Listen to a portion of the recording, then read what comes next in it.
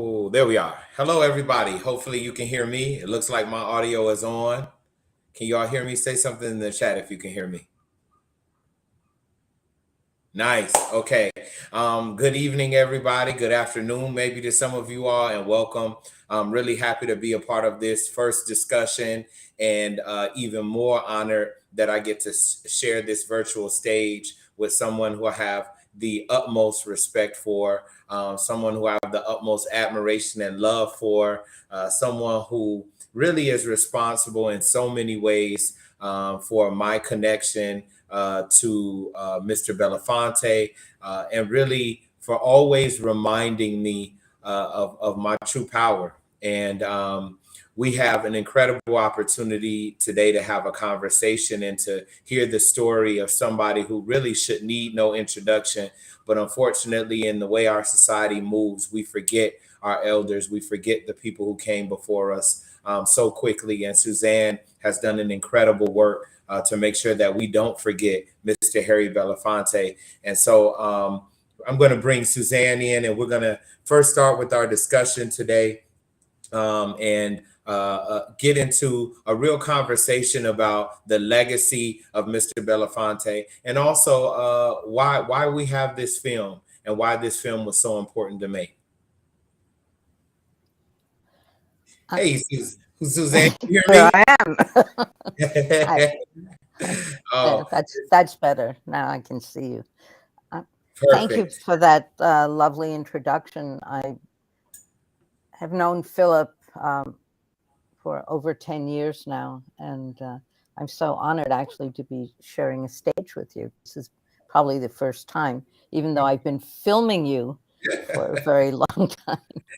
Yes, yes, you have filmed me on some stages, but now I get to Yes. have you in the hot seat. And I'm really not done with my introduction. I just couldn't see you. I said that I have utmost admiration, but I really have a deep love for you, Suzanne.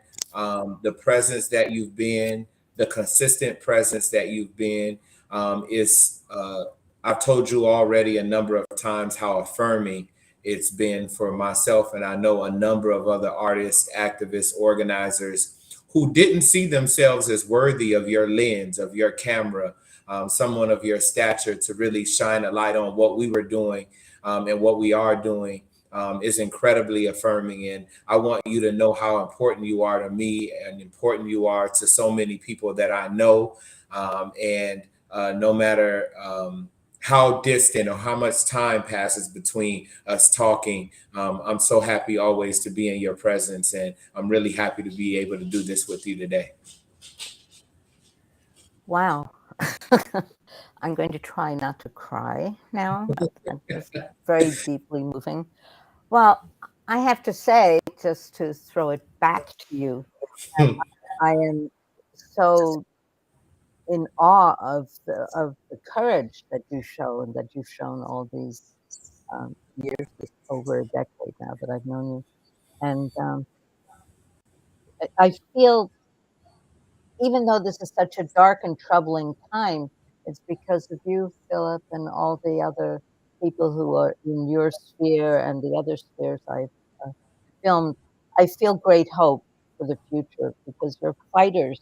You are relentless, and we will win. We will. We We will. will.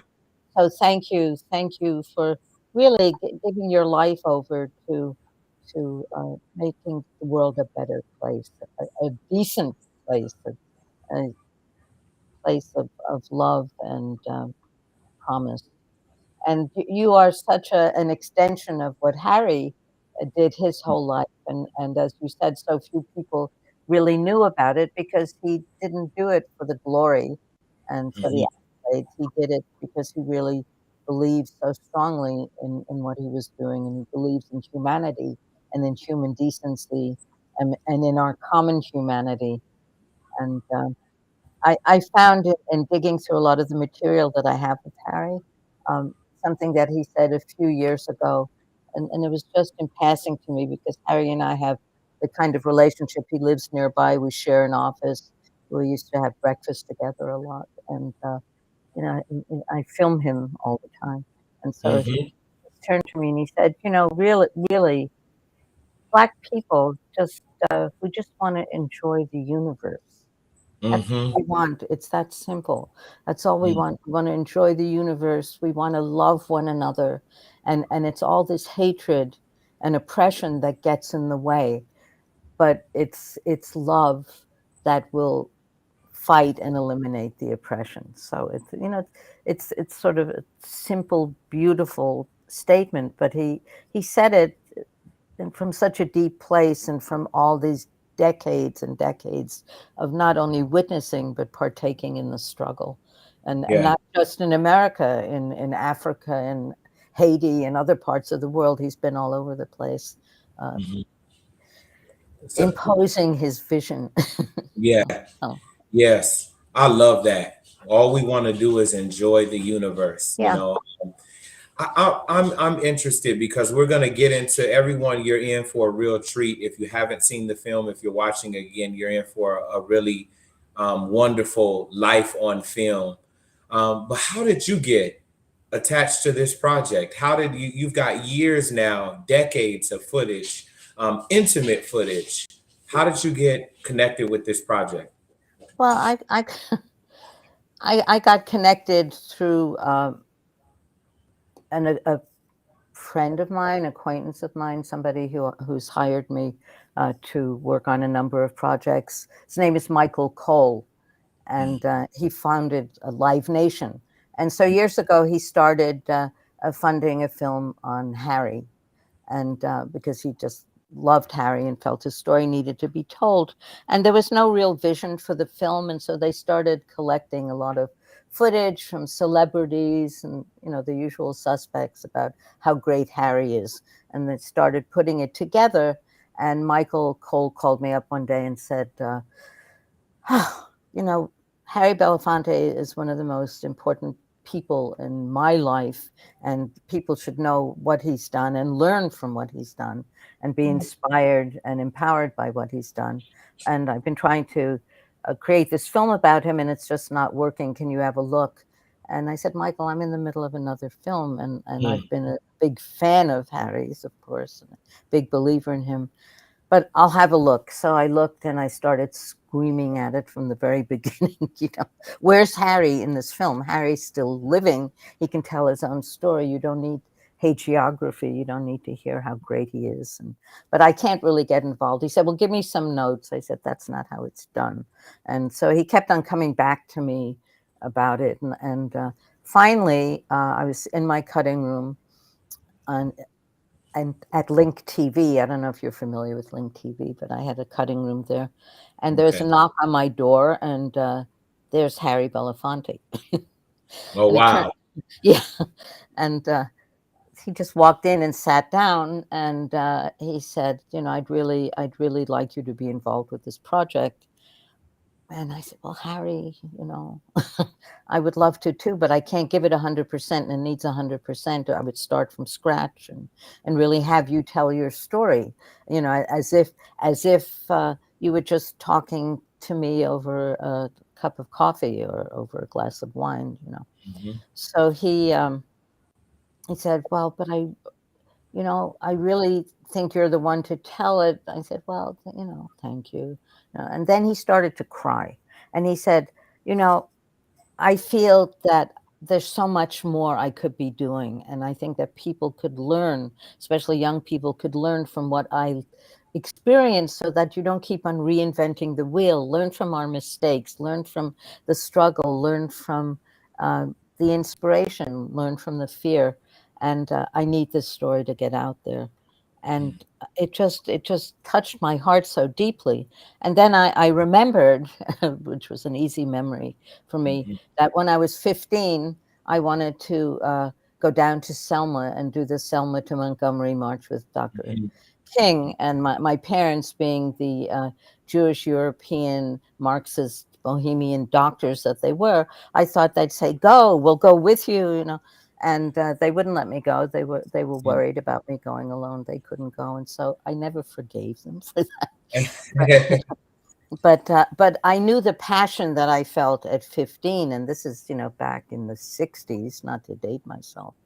And then at that time when Harry and I were sitting together, I had a teenage daughter, a freshman in high school, and she and her friends were so committed to the idea of doing good, but there was no movement at that time. So there Mhm. was nothing to focus on. There were no leaders. There was nobody making suggestions. And I thought, wow, this film would be a roadmap to the Mhm. future. This Mhm. film has to be made for for my daughter, for all the generations to come, for the future.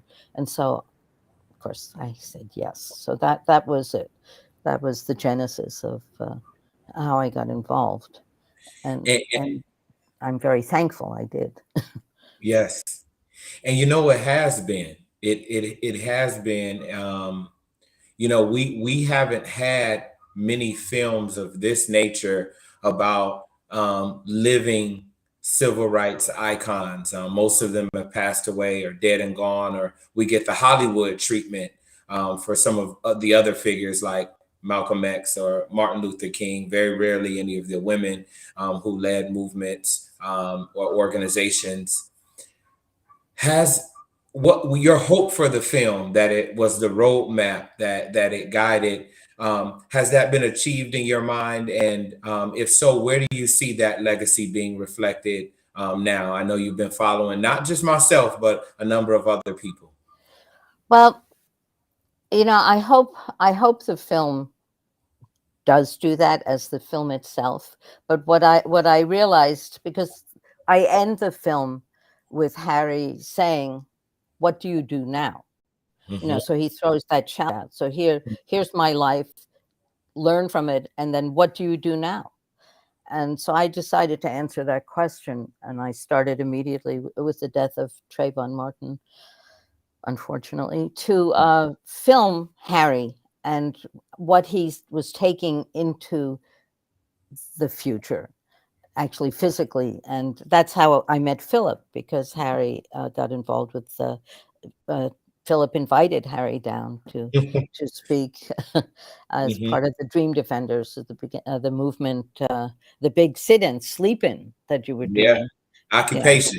yeah, the occupation. So Yeah. Harry came down and he made this wonderful speech where he says, "I'm here because you called. I'm Hmm. here because I'm part of your history. I'm Hmm. here to let you know that those of us who came before are here to help in any way we can." So there's Hmm. such a great moment. And I thought, well, that's what I have to do, is just follow. The film's called Following Harry. Hmm. And Hmm. a decade of following Harry and what would follow after. So what follows after is following all the people whose lives he's touched and what they're taking with that. So then I follow them and the actual creations, and many of them are artists, and Philip being one of them, and Yes. Aja Monet and Carmen Perez, who was helped organize the march, the Women's March, and who's head of the Gathering for Justice. And Hmm. Aja Monet is a brilliant poet, and is I can go on and on about what And they're T-Way, doing. Tanisha. Yeah, Tenjiwe, Yep. Tynesha McHarris, Tenjiwe and Tynesha McHarris. They're doing remarkable work. To speak to something that Philip brought up about how there's so little mention about what women did Hmm. during any movement to anything in the past. I decided, after spending so many decades of working on films about the past, that I wanted to make sure that women were never forgotten again. And so I started filming at the same time as following Harry. I started filming a film called Another Night in the Free World, and Hmm. that's following women activists in America, Carmen Perez being one, Hmm. Tenjiwe and Tanisha McHarris, and their connection to women in other parts of the world, and Yes. and Egypt, Asma Mahfouz, and in Palestine and in Mexico, and we've been all over the world with this story, Brazil. and I haven't been to Brazil, Oh, okay. but Okay. I know, although Tenjiwe has, and Right. she Right. spent a Right. lot of time in Brazil, and so I haven't. Film. Film is money. needs money. Hmm. It's a hungry beast that needs to be fed, and so I go as many places as I can. And I wear knee pads. I'm constantly begging for money, and with following Harry, I'm very lucky that in this past year I got fully funded. So after all these years of filming, I can now finish that film. Then Yeah. I'm going to go back and tackle Another Night in the Free World. Although it's all intermingled, all Yeah. these stories are Harry weaves in and out of Another Night in the Free World. Philip weaves in and out of Another Night in the Free World, and following Harry, Aja, all of them are intertwined. So it'll be very interesting, I hope, once I finish all of them, to see them as a unit, because they're different sides Hmm. and very intimate sides of the same experience. So And I'm excited to see how it all comes together with your brilliance in editing. uh, And as you're in it, it's very hard sometimes to even remember some of these moments that you've had with other folks because you're in the heat of it. And I know that you've captured a lot of it. One of the and you alluded to this, right? It's not easy to get a film like this made, but if you wanted to do any number of other type films, I'm pretty sure you could find a suitor, a financier for any other type of film, an action film, a film about something run of the mill, a film about the police. But you've chosen as an artist to spend your time, your gaze, your genius on movement, on resistance, on revolution, on radical activity. Your story and your lineage of filmmaking really behind the camera really mimics a lot of what Harry is doing in front of the camera in his life, in his crusade.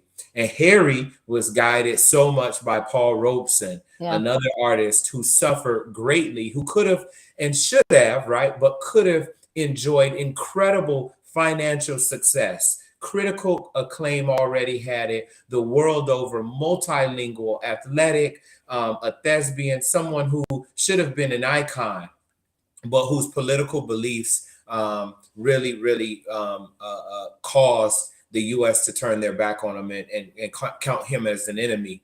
So my question for you as an artist and as someone who covers artists, activists, who follows, who chronicles their lives, do you think that an artist has a radical duty? Do you believe in art for art's sake? What is your view of the responsibility of artists to the movement?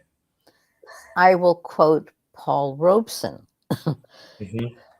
who said, "Artists are the gatekeepers of truth. Yes. They are civilization's radical voice." And it's artists who reflect life, who it's our job. Hmm. It's our job. Our job is not just to make money. I will Hmm. never make money, which I've, at 74, I've come to understand that. I often wondered, well, someday will I make money? But it's not, money is not everything. And certainly leaving something behind is so important. Leaving something good, contributing to something good, because I mean, there's always been so much suffering in the world, and there just always has been, and it doesn't make sense.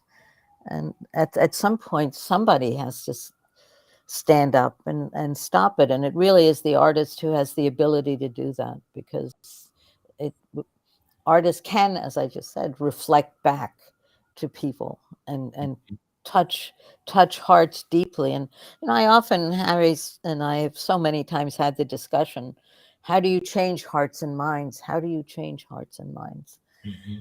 And he said, it's not until you can help other people see our common humanity. And Hmm. that's, and I've listened and I said, yes, that's true. How the heck do you do that?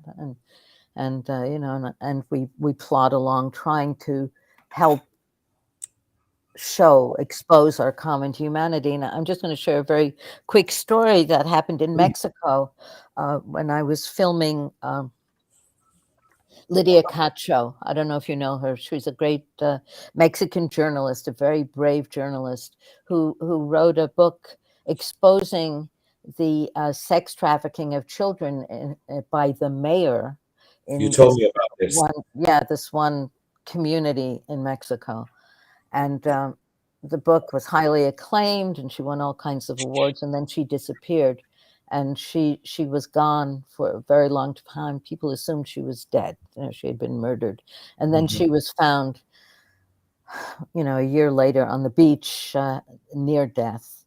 And so I spoke with her, with Carmen and Tinchi Wei and Tynesha. We went to visit her. They all knew her.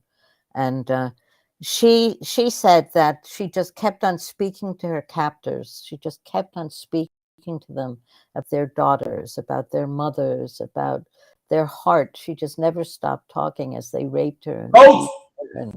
And, she just kept on until one of them saw their common humanity, and he helped her escape. And, that's an extreme example, but it's, that's what it takes. And here we are living in such a hotbed of hatred, and I don't know how we do it, but you just have to keep on sharing stories. Stories are it, personal stories where people really open their heart and just really, I think it's very important to demonstrate. I think it's important to march. I think it's all of that's essential, but it's also essential to hear each other and to really know what people go through. No. And Aja Monet is doing something so brilliant now, if I'm allowed to talk about it, in you, Ghana.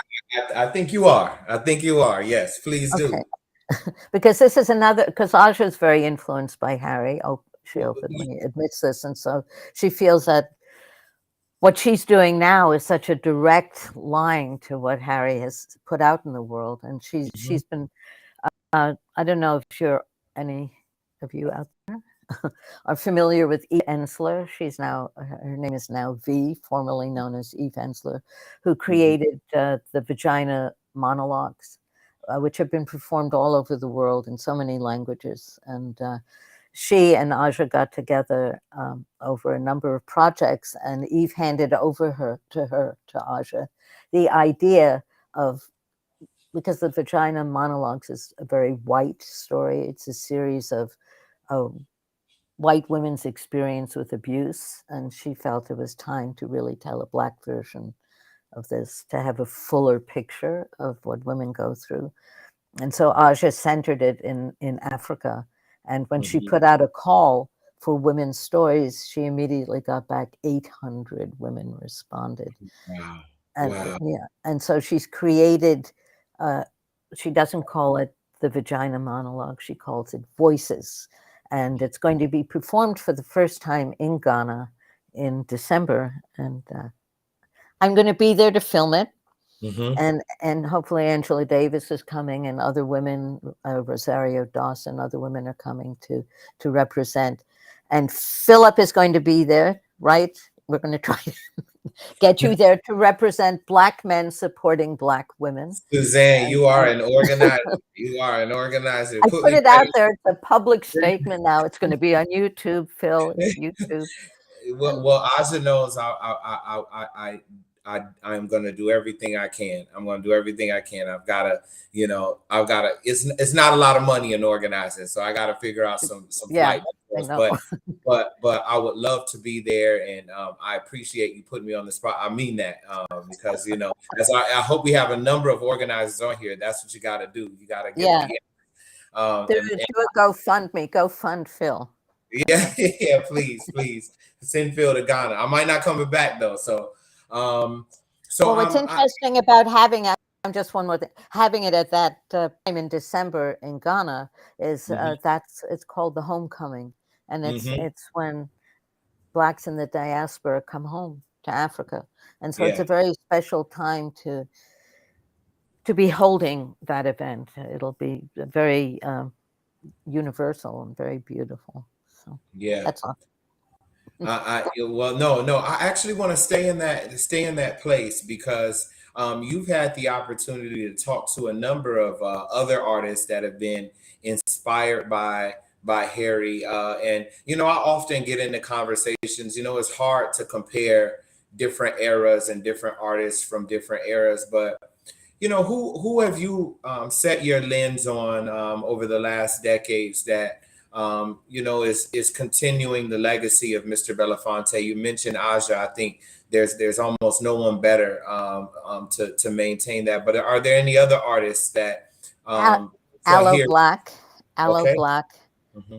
Aloe Black has done such beautiful work, and I just I don't film all the time. I do live a very broad life, but Hmm. I was just filming Aloe Black for 3 days up in auditioning at Action Lab. Hmm. As Hmm. it happens, I just realized that at Action Lab at the Freedom Writers Workshop, Hmm. and Brian Satz got together a group of young,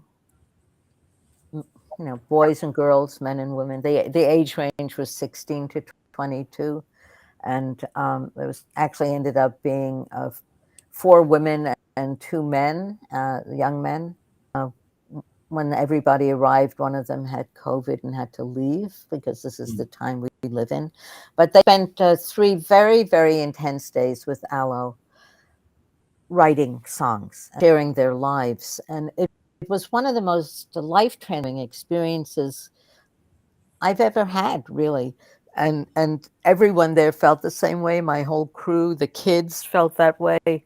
They came away with an understanding that of the beauty of collaboration, and that other people have shared stories, shared experiences, other people willing to listen to them. And Aloe had a lot of different ideas of themes the kids could write about. I showed some little small films I've made about Harry um, that would pertain to some of their interests, and bringing Harry's story into the present. And anyway, these short films, and so they learned about Harry and they were inspired by him, and very much inspired by Aloe, who's a very magical human being. And Hmm. he presented a lot of different concepts, and he was, climate change, immigration. He goes through all the usual horrors of our day. And the youngest member there, some girl, said, we're under so much pressure all the time, so much pressure, but diamonds are made. And she goes, diamonds are made Hmm. out of pressure, Hmm. and we're all diamonds. Hmm. And that was the beginning of the song. And they wrote a spectacular song that I think Aloe might even put on an album. Oh, And wow. yeah, and it was stunning. It was, and they wrote some other songs too, and they opened their hearts and what they shared, and to see the joy that each of these kids experienced in each other's creation. There was no competition. They were just so collaborative and so nurturing. It was, it's going to be a film in itself. It will be an episode in Following Harry, but I want to extend it because there's such life lessons in those 3 days and what those kids discovered working together. And then while we were there, Sean Pika, um, who started Links at Sing Sing, and Mm. do you know Links? It's Yes. an education program. Yep. He developed something with Marist College to bring college into prisons. And he was one of Hmm. the first people to do that. And I was thinking, God, I'm up here by Sing Sing. Where's Sean Pika? And he suddenly appeared. He said, I heard this was going on. Here I Oh, am. And, wow. and so, Wow. life and serendipity are, I believe in all of that. And, Me too. and so you have to. And so Sean stayed for a good long while and watched what was going on, and he said, "When you finish your songs, you kids are going to come and perform at Sing Mm. Sing, and then we're going to create a workshop and a Freedom Writers workshop in Sing, because it's such an unbelievable way of getting to the soul of people." And I remember when my daughter was in college. She's a poet and a dancer and a all around amazing person. Mhm. But anyway, she was teaching poetry in to juvies in juvenile Mhm. detention, and what the kids, these young people wrote about, and then what they said to her, what they wrote to her afterwards, it's the same thing. It's the first time anybody ever saw them. It's the first time anybody ever listened, and it's the first time they ever heard themselves, that they Mhm. actually could hear what they were feeling themselves. And that's art. That's what art does for you. It Yeah. does. It does. We've only got a few minutes here. We want to see if we have any questions. Please go ahead and put them if you do have any questions. But I do want to say that it's been an incredible experience to be a part of this larger thing we call the movement for the better part of my adult life. But one thing that I feel is missing, and I think you'll remember this was a big part of the Dream Defenders experience in the Capitol, but our movement doesn't sing as much as we used to. And Mm. it was such an important part of how what we came to know as the civil rights movement, how it really cut through all of the other ego, all of the hate. And this isn't to romanticize or generalize or oversimplify movement eras and tactics, but it has struck me that as our movement has grown, that we've also moved farther away from those parts of spirit that really, really, really grounded us before, that guided and grounded the movement. You'd be hard pressed to find any footage of a civil rights march or a march from the 60s or an anti-war march or a labor march or a women's suffrage march of previous generations and not hear the entire procession singing. Of course, we've got our chants now, but a lot of that has gone, and people think that it's out of vogue, or people look at someone weird when they up and start singing during a march. But that was such a big part, and I think. So if I could take off my moderator hat and maybe jump on the panel with you, Suzanne, I would say that for anybody watching, anybody who's about to indulge and be baptized in the brilliance of Mr. Harry Belafonte, I'd like for you to think about the importance of singing our song. There's the title of this film comes from a quote from Paul Robeson to Mr. Belafonte, I believe, and he's, if you want people to follow you or to get with what you're doing, you've got to get them to sing your song, to sing your song. And we're in a movement moment that is very, very a social milieu that is very, very, very polarized. If you don't agree with me, if you don't agree with our side, if you don't understand what we're talking about, you're not with us. That means you're part of the enemy, and Godspeed to you, or worse, right? And one of the things that has just always touched me about my time in the movement and grounded me is really now memories of those times where we were marching and we were singing together. Those times where we were holding hands with one another and we would sing for hours. And not all of us are good singers. I grew up singing, so I love singing, and I like to think I can hold a note. But whether you could sing or not, you joined in the chorus. And I would love for each and every one of us who is on here, not just to watch the film and say, oh, that was really great. And that black and white footage or that grainy footage from the 60s, 70s, 80s, 90s, that was really good what they did. But there was something there. They had a deep spirit and they were connected with something. I talked about this at our convening, Suzanne. They were connected to something deeper and something higher. And people could feel it. People understood that our movement was one that was rooted in love. I didn't come to the movement from reading Fanon or Hegel or Marx. I didn't come from reading any of those texts. I did read the autobiography of Malcolm X. I think everybody read that from where I'm from, and that blew our minds. But it wasn't through a strictly literary or materialist understanding of why I joined the movement. It was because I felt an abundance of love and power and spirit Mm. amongst the people that I was around. And I don't want us to lose that. I think you captured that so brilliantly and magically in your film.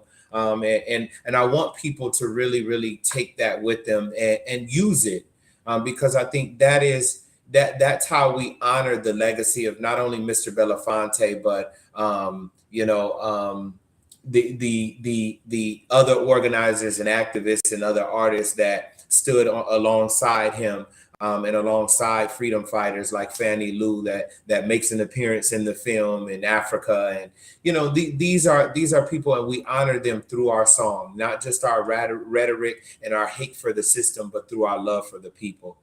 And I think you captured that so brilliantly in the film. Beautiful. What you just said, it's so true. Beautiful.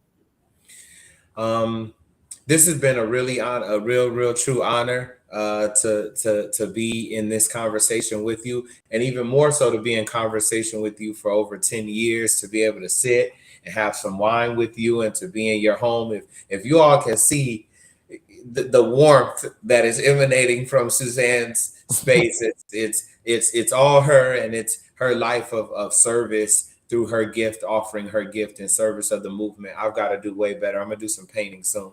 But I really enjoyed this conversation, and I know that we both. I don't know if you have any final words before folks get into your work of art. Well, it's hard to top you. You're so eloquent. I'm not really an eloquent person, but You are. I do want to speak for Harry because I see him regularly, and he's 95, and Mhm. he's still so present and so involved and so concerned, and he's I really I think he will and must live on forever. I can't imagine him not being here and his wisdom not being here. He has such a beautiful view of the world, a clear view, and a radical view, and it's so needed, and he has passed on so much to so many, and Philip being one of the great examples of that. And but you're all out there, and you all have the power to make a difference, and you learn from Harry, and don't be afraid to uh, to really stand up and fight. Fight in your own way. There are many ways to fight. You know, look in the mirror. You know, when Harry says, what do you do now, at the end of the film, go and look in the mirror and ask yourself, what do I do now? Because even if it's just something you do with your neighbor, you know, or on your block, it makes a difference. And if we all do something to make a difference, it adds up. It's a big additive thing. So, and please get out there and vote. As they Mhm. say, vote like your life depends on it, because it does. And there's some wonderful, powerful, and tragic examples of that in the film, of how important it is to be out there. So So thank you for tuning in. Thank you, Philip, for all of your everything. Thank you, Action Lab, for creating a series like this, because it's so important. And film is one of singing, song is so transformative. Music is, and watching a film, sitting in the dark for 90 minutes watching a film, can actually change your whole worldview. Has incredible power. So understand the power of art, and understand the power of language. And thank you for being here. I think that's And the final word. Go ahead. Sorry. no. Uh, I would say enjoy the film, because they're very enjoyable parts, but take the film in, and I think it should be in all schools. You know, the civil rights movement is not um, required anymore. It's not required learning, which Hmm. is one of the most horrifying things. And so if you have ways of renting this film, or, you know, I don't own the film, so it has to go through as another person, but get it into the schools, get it into community centers, use it. I think it's a really important tool. And there are so many other great films too. So use film as a way of educating, Hmm. please. Yeah, as a Floridian who lives in a state where schools are under assault, and we can't talk about it, the importance and the brilliance of Action Lab and the team behind the Freedom 4 film series is notable. So you've heard it there. That's the final word. Thank you all for tuning in to this discussion, and take in the film, sing your song.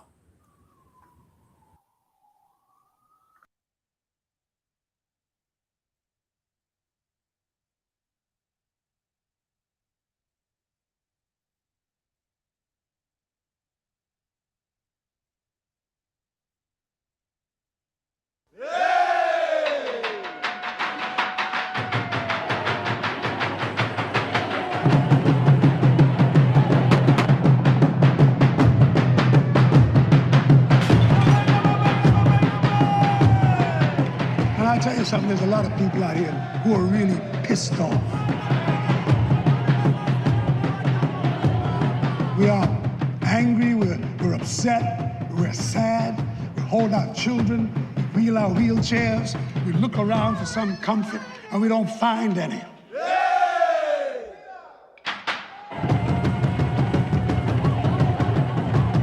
Well, we have to look to ourselves, because I think the last frontier of truth and hope in this country is the people themselves. Somewhere in this moment, my soul, somewhere in this moment, all that I had known, all that I had felt, all that I had experienced, commanded me to say, what do you do now?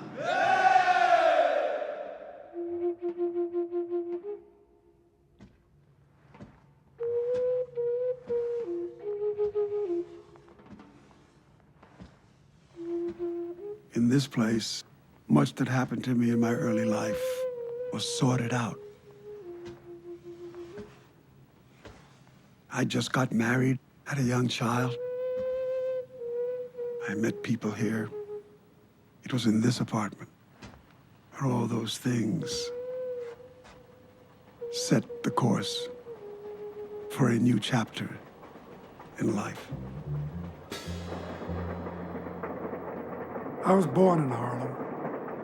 And at the time of my birth, my father abandoned my mother, who worked as a domestic. And in her concerns for us, she sent my brother and myself to live with relatives in Jamaica. My mother was an immigrant woman from Jamaica. People on that island did not fare well in the early days of the century. I would go on occasion with my family taking their goods to market. And I remember how grueling the work was. Almost all the songs that I later came to sing were songs that I'd heard among the peasants and among the peoples of my family at that time. My mother made me understand that there was nothing in life that could not be attained. There was nothing in life that we could not aspire to. And I remember her instructions that I should never, ever awaken in a day where there wasn't something in our agenda that would help set the course for the undermining of injustice. It was never my intention to be a singer. But as fate would have it, my job was as a janitor's assistant. One day, I was asked to fix a Venetian blind for a tenant. As a gratuity, I was given 2 tickets to the American Negro Theater. When the theater lights came down and the curtains opened, the play began. And never, ever in my life have I had an experience that so transfixed me. The theater was a place of social truth. It was a place of power. It carried thoughts and images that could influence people profoundly. I tried to protect you. Lord knows I tried. Ma, but I'll be strong, Ma. Everything will turn out all right, because I'm going to make it with these. An actor in the theater. That's where I wanted to go. I became part of the American Negro Theater. That's where I met Brock Peters and Sidney Poitier. And then right after that, I went for further study at the New School of Social Research. In my class was Walter Matthau, Another was Marlon Brando. And Bernie Schwartz, better known as Tony Curtis. It was in the theater as an actor that I discovered singing. You twirl the world on your finger. Near you no one dare to linger. I was headed on the path to be a jazz singer, and I felt myself very ill-placed. I was making a living as a singer and not really enjoying it as much as I had hoped I would be able to. Lean on me. One night, I happened to go to a village vanguard. And when I went to the vanguard, I saw a man by the name of Hughie Ledbetter. One Sunday morning, no, he picked you in a hunting. No, he carried along the shotgun. Lord. He sang songs in a way that absolutely magical for me. He told me that he was going to the Library of Congress to search up old folk songs and various and sundry kinds of music.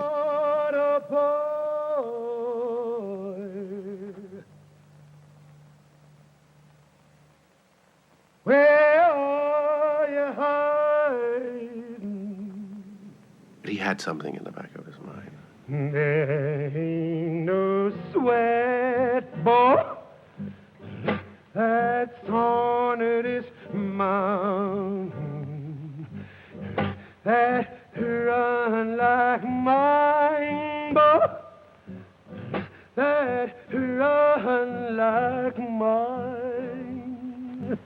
As important as the Library of Congress was, equally as important was my discovery of Paul Robeson. Old Man River, that old man River, he must know something. His strength, his power, the way in which he used his life as an artist had profound impact on me.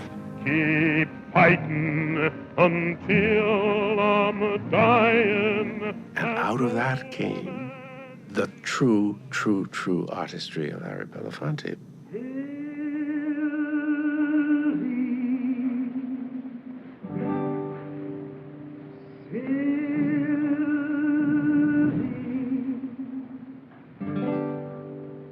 I'm so hot and dry. And one day, there I was on the stage of the Village Vanguard. Paul Robeson came to see me.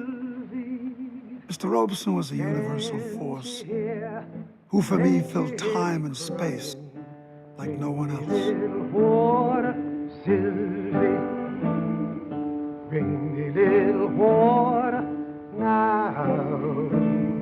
And at the end of my performance, he came backstage and simply said, "Get them to sing your song, and they'll want to know who you are." The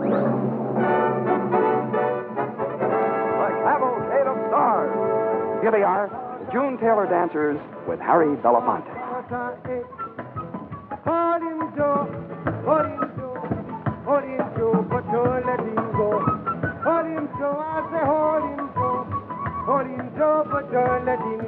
And for me, new doors were opening. A man by the name of John Murray Anderson invited me to do a play on Broadway called John Murray Anderson's Almanac.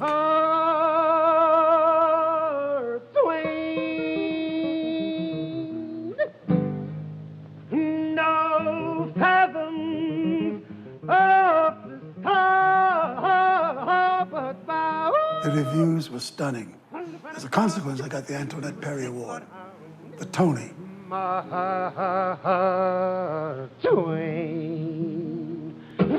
During the time of my emergence, there were not just the normal goals set for ourselves to climb up the career ladder. There were bigger concerns. I did a show, the Margin Gower Champion, called 3 for Tonight. And we toured America, only to find out many of the places would not accept an interracial group. I didn't realize growing up in California what a problem it might be if we went south of Mason-Dixon line. Oh, when the Saints go marching in, oh, when the Saints go marching in, oh, I want to be in that number. The pit stops were embarrassing. Harry was not allowed at the same places as the rest of the cast. Marching in, oh, when the Saints go marching in. I remember getting off the bus to go to the bathroom, and as I walked into the men's room, I heard a voice behind me that says, "You let go or drop, you're a dead nigger." And I turned around and took a look, and there was a state trooper. And I looked at him, and the humiliation of it, I never had a feeling like that before in my life. I guess my urine had better sense than I did, because it just backed up, you know? And I didn't let go or drop. And I walked back on that bus, and I just sat there for the rest of that tour, devastated by the experience. Without really proselytizing in any way, we made quite a statement. Harry was staying with some black newspaper people in Richmond, Virginia.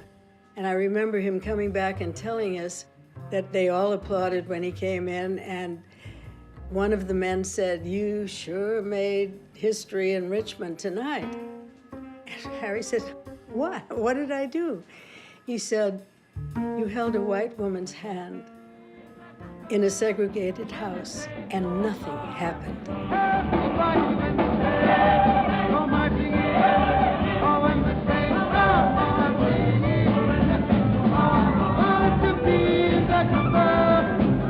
That was the climate and the mood in America. And here I was, with a lot of support from people who had to negotiate, moving into these places for the first time, breaking down these barriers.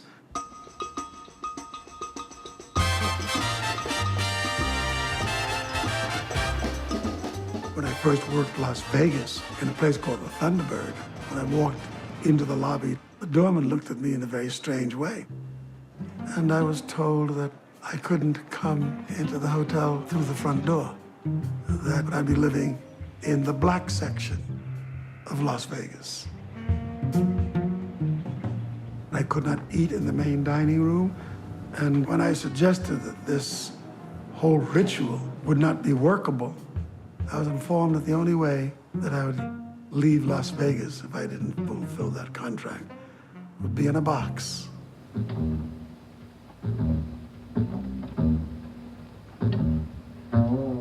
Harry was headlining. About the third day in Vegas, there was a knock on the door. Who's gonna be your man? Really early, like 11 in the morning.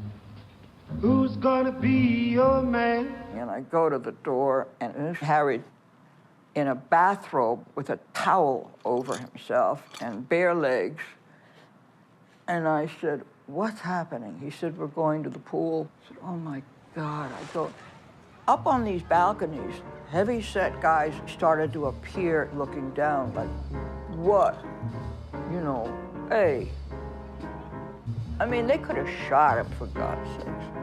Yeah, I mean, I know it sounds dramatic, but those were very scary days. He goes all the way around, gets up on the diving board and walked to the end of it and stood there. And just looked around with that smile. And then did this perfect dive. Now, almost everybody had gotten out of the pool. He came up into an empty pool. So he's standing there alone. And all of a sudden, we realized that men were coming to the edge of the pool with cameras. You know, we're talking about the people who were, you know, staying in the hotel. And they were saying, Harry, Mr. Belafonte, would you mind if, honey, and she'd jump in, the wife was jump in the pool, the children, people started to jump in the pool, and Harry would stood there and graciously for about half an hour put his arms around everybody, and people took all these photographs, and I looked up, and the guys were disappearing off the balconies until it was empty on those balconies. Nothing he did surprised me as far as his daring participating in history. We all had different kinds of experiences rooted in race. Sammy Davis Jr., Nat King Cole, Louis Armstrong, Lena Horne. All of us were battling the walls of racist resistance. I wonder why nobody don't like me.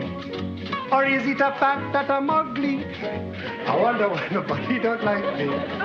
Or is it a fact that I'm ugly? You'd see Harry Belafonte on TV, and you'd call your neighbor, colored on TV, and let them know because it was so rare. I say, let us put man and a woman together to find out which one is smarter. And even in that grainy black and white early TV, his personality came out, and you liked that personality, and you wanted more of it. And not me. But the people, they say that the man has always led a woman astray. But I say, please listen when I say she's smarter than the man in every way. That's right, the woman is smarter. As I sang, my popularity began to grow. Public reference to my political activism became more evident.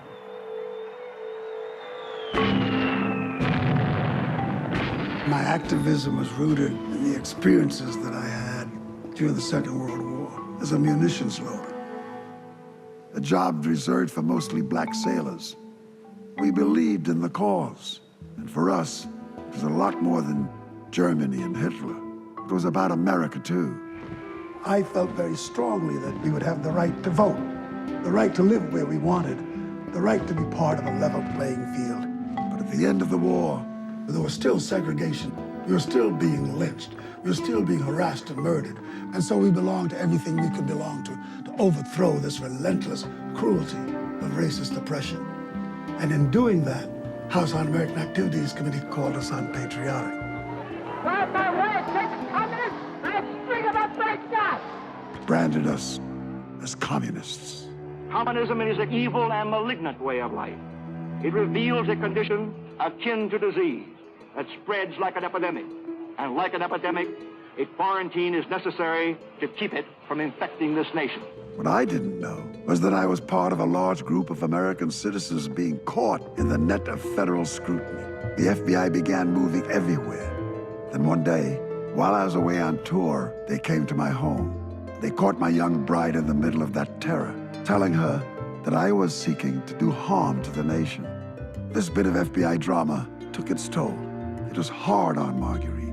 She had difficulty believing that the United States government would have spent so much time making up these stories about a singer if there wasn't in fact some truth to it. I could say nothing to her that would ease her doubt or confusion. I could not give up my social activism. I couldn't do that. And my relationship with Paul Robeson and others. This haunted us for the rest of our time together and would eventually result in the demise of our marriage. While all this mischief was going on, Marguerite and I brought into the world our firstborn, Adrian. And not too long after that, our Sherry. I peeked in to say good night. A lot of songs that I sang were early on directed at my children, and perhaps the most significant was Scarlet Ribbons. Lovely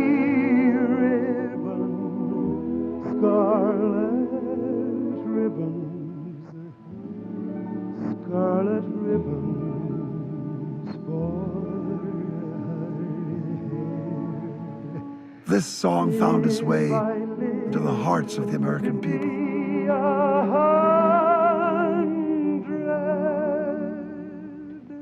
It would show another dimension to who I was.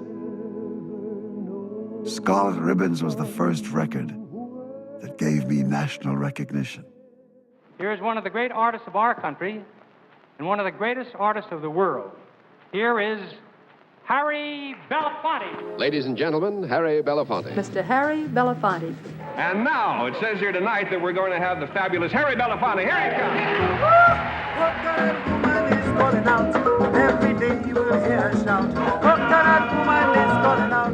Every day you will hear a shout. Get your coconut water. Harry researched all of this great calypso music and hit upon some of those songs that were big. And then Harry decided to tighten the pants a little bit and undo that shirt, and the rest is kind of history. Harry, I want to present you with this RCA Victor long-playing gold record for being the first performer to sell over 1 million copies of a single album, ladies and gentlemen. And that's not all. You've been on the move so much that RCA Victor has not had a chance to present you with this next gold record. This salutes you as the first artist to have ever sold 1 million copies of a single record in England, and that's not all.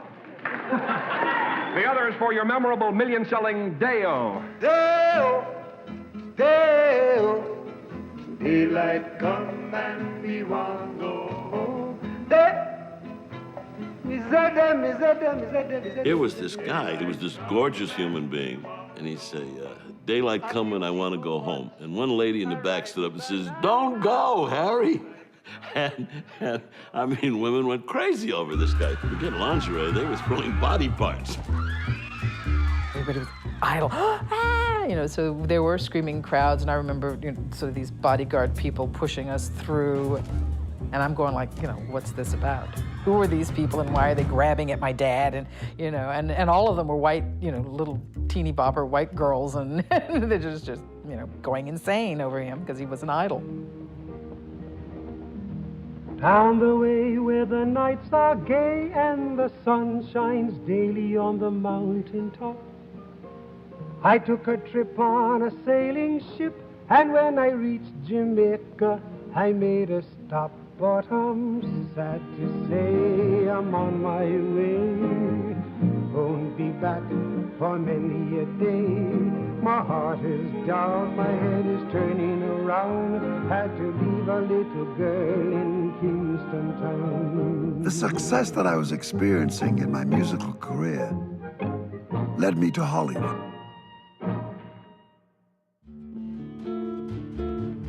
In my first experience with the Hollywood adventure, I was working on the film Bright Road, the story of a dysfunctional child in a small southern town. I was filming with Dorothy Dandridge, our first time together. But to break in on the Hollywood scene was no easy trick. While working on the film, I stayed at the home of a friend in Beverly Hills. One night after dinner, I thought I'd take a walk to get a bit of fresh air. Out of nowhere, the police descended on me. And having broken no law, it was obvious my crime was walking in Beverly Hills after dark while being black. After that, I always looked at Hollywood through filtered glasses. A galaxy of stars arrive for the Los Angeles premiere of the 20th Century Fox musical spectacular, Carmen Jones. On hand, the film's director, Otto Preminger. Otto Preminger saw the chemistry between Dorothy Dandridge and myself, and he cast us in Carmen Jones. Love's a baby that grows up wild, and he Carmen don't Jones do was a black what you film, want him to. and it was a very emotional experience for all of us to have to deal with the fact that we knew we were renting space. We were not there because we were going to have film careers. If I love you, that's the end of you. I then went on to other films and struggled with new taboos. This is my island in the sun, where my people have toiled since time begun. Because a young, handsome black man and a very beautiful young woman, blonde, etc., had this romantic relationship, even though the romance on screen, in no form of fashion, was shown graphically, a lot of people in the South especially objected to it quite strenuously, to say the least. Instead of defeating the picture, diminishing the value of the picture, what they did is they aroused a whole crowd of millions of people who, out of curiosity, wanted to see it. I found myself in the battle with Hollywood, and the battle with content, and and the battle with style and the battle with the issues of race, I decided to go tenaciously after making independent films from a black perspective. I put together a company called Harbell. I know you're there. I can feel you all staring at me. Come out! The World, the Flesh, and the Devil. The story of three people who were the last on Earth to survive a nuclear holocaust. MGM brought me the script, and I was absolutely blown away. If you're squeamish about words, I'm colored. And if you face facts, I'm a Negro. And if you're polite Southerner, I'm a negra. And I'm a nigger if you're not. In the middle of making the film, MGM stopped the production. They changed the script.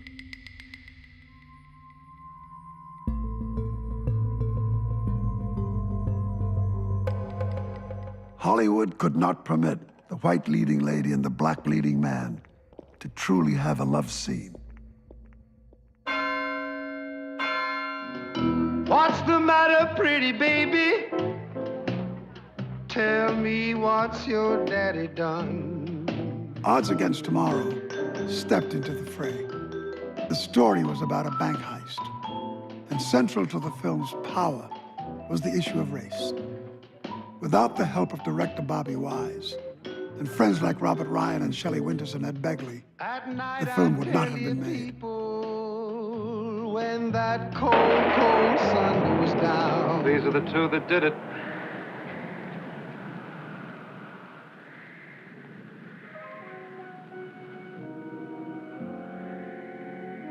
Which is which? Take your pick. I just can't make that jungle outside of my front door. Harry gave us a piece of his fire so that we could help ourselves in a business that did not acknowledge us in a manner that we wished to be acknowledged. And that was very, very important. It gave us all strength. During the time of the shooting of Carmen Jones, Marlon Brando and I were both on the same lot. Marlon was shooting his film Desiree, where he played Napoleon. His girlfriend was visiting. He would not be able to take her to the commissary for lunch, and that would I. And I said, yeah. When she came on the set, she really kind of glowed. There was a beautiful cadence to her movement. And I love I was you hooked. so. I liked her. I liked her style. She was the dancer with the Katherine Dunham Company. When we married, it was a kind of shocking thing to people that my next engagement was going to be a white woman. I don't know. There were sections of the public that were absolutely vicious. I had never heard that kind of cruelty. Harry was not expecting it to be that kind of response. How lonely. When I gave birth to David, I got a lot of hate mail to the hospital. Congratulations on your nigger baby, and thrilling things like that. It was very upsetting. The day you took my hand. Out of every negative, you know, if anything, he was fired on with even more fervor. One of the things that was truly binding was that she came to the table fully political. We talked a great deal about politics, about the labor unions, and about show business.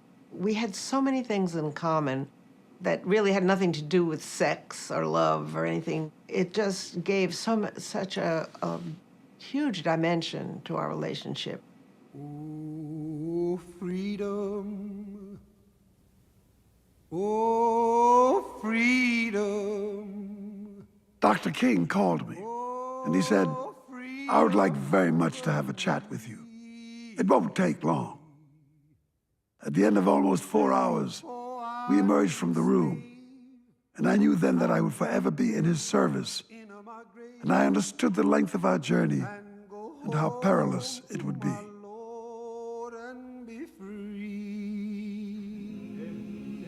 Harry credits Martin as having been that person that really inspired him and motivated him.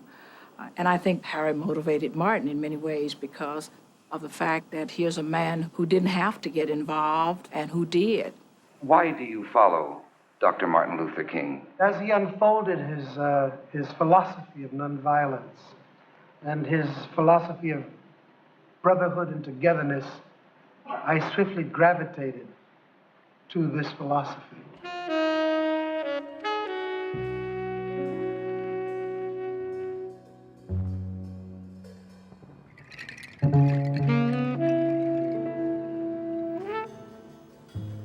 Martin very often was able to go to Harry's apartment, and that in itself gave him time to get away from things and to be relaxed and to discuss in a quiet place. Harry wanted to help Martin in whatever way he could to fulfill his dream because he shared that dream.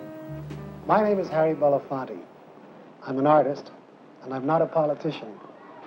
But like most Americans, I have a great interest in the political and the economic destiny of my country. I'm seated here with Senator Jack Kennedy. As a Negro and as an American, I have many questions, and I'm sure everyone does. I want to make it very clear, Harry, that on this question of equality of opportunity for all Americans, whether it's in the field of civil rights, better minimum wages, better housing, better working conditions, jobs, I stand for these things. I thought Kennedy should be taking a look at the movement, which he did not know too much about, much to my surprise. I suggested to the young senator that he had best pay attention, because Dr. Martin Luther King was where the Democratic Party should be focusing. What was key to his relationship to the black vote was the following. Dr. King got arrested for having violated a traffic sign. For this very minor infraction, they sentenced him to the chain gang. And that sent a shock of horror through all of us. This concern for his welfare was very much in the forefront of our thinking. And we made appeals to both candidates. Nixon ignored us altogether. The Kennedys wrestled with it. Bobby Kennedy negotiated with the state of Georgia, and that led to the charges being dismissed. There are many Negroes in America who still do not have the right to vote. There are many of us who do, and I think that we should use that right. I'm voting for Senator Jack Kennedy. How about you?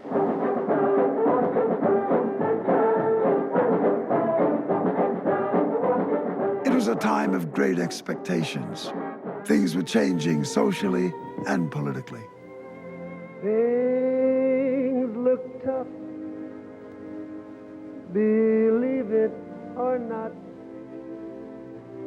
but Jack was calm, and Jack said, I've got my Bobby,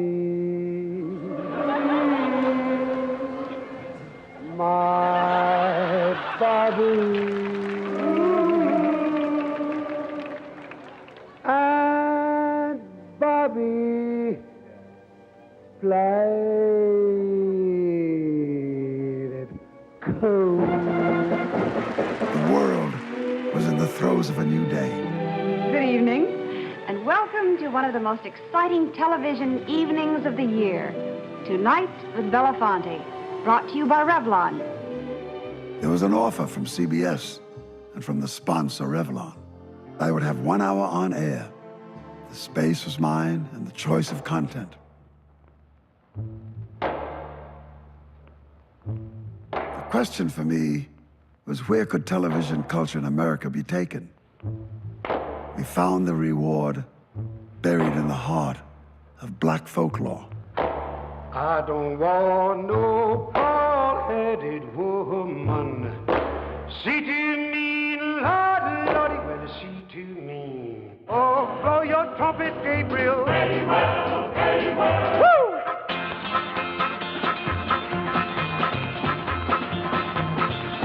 The songs were delicious. There's a hole in the bucket, there lies a, there lies a. There's a hole in the bucket, there lies a hole. Well, fix it, dear Henry, dear Henry, dear Henry.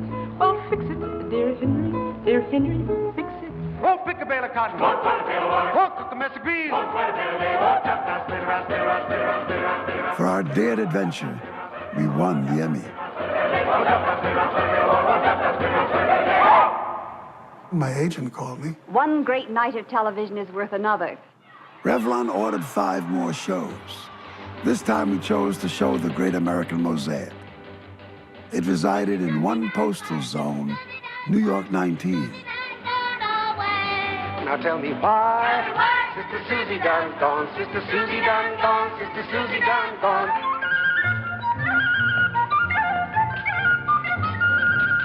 Well, if it's so, I don't want to be a monkey.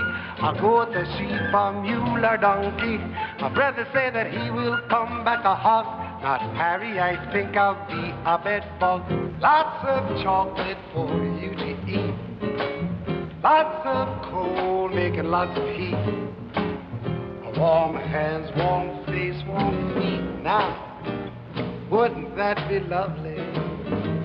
Hava Nagila, Hava Nagila, Hava Nagila de Nisbecha.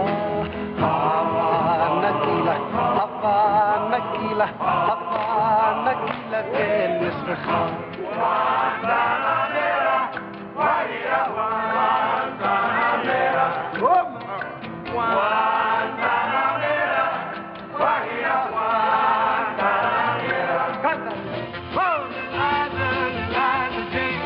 The evening received incredible critical reviews.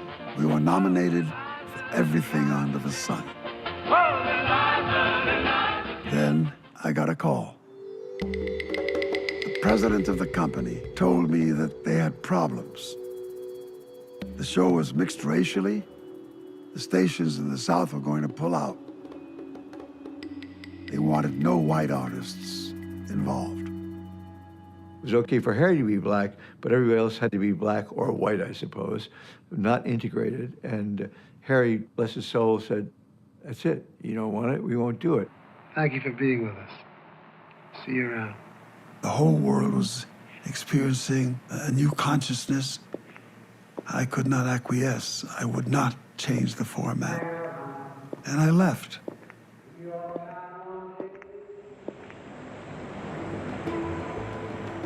On the international music scene, demands were escalating. The international community began to vigorously express its interests.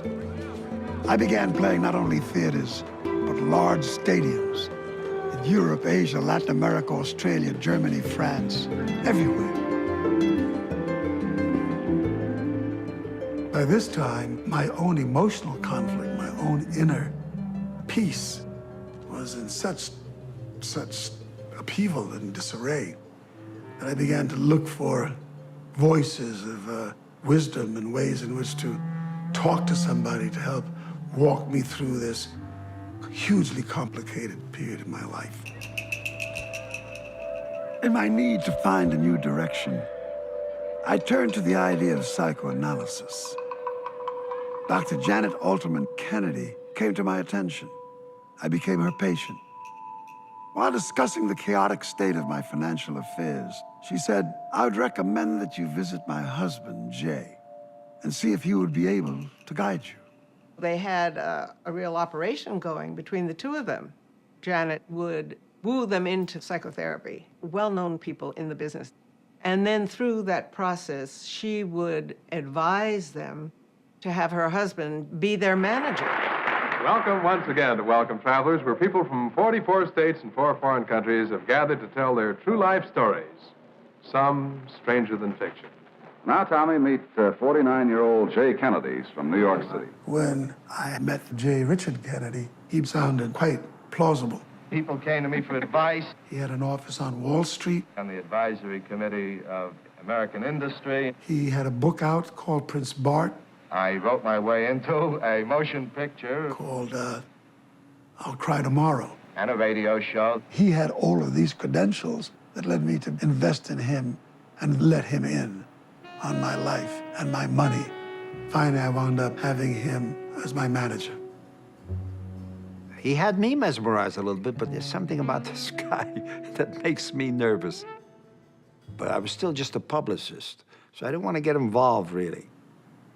As time progressed, I began to become uncomfortable with Janet Kennedy's psychiatric pursuit. She began to press me for more detail about my relationships with people who came from the progressive movement, people who were just powerful liberals. And I was deeply concerned about how the information would be used. I was suspicious of Janet, oh, no question.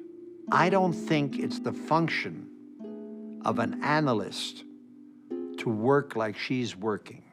Harry, too, began to question it. He decided to do a dossier on them.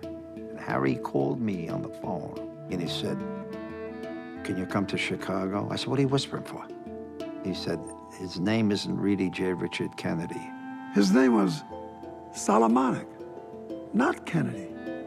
And he was deeply connected to the FBI and the CIA, and that J. Richard Kennedy, in fact, was an informant.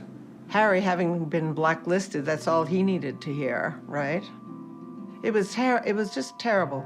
A terrible, terrible experience. It sounded like one of these really strange espionage stories to me. It had all kinds of cloak and dagger feeling about it. I confronted the Kennedys, and after a long and bitter exchange, it ended, or so I thought. I don't know the full extent of what Solomonic told the FBI.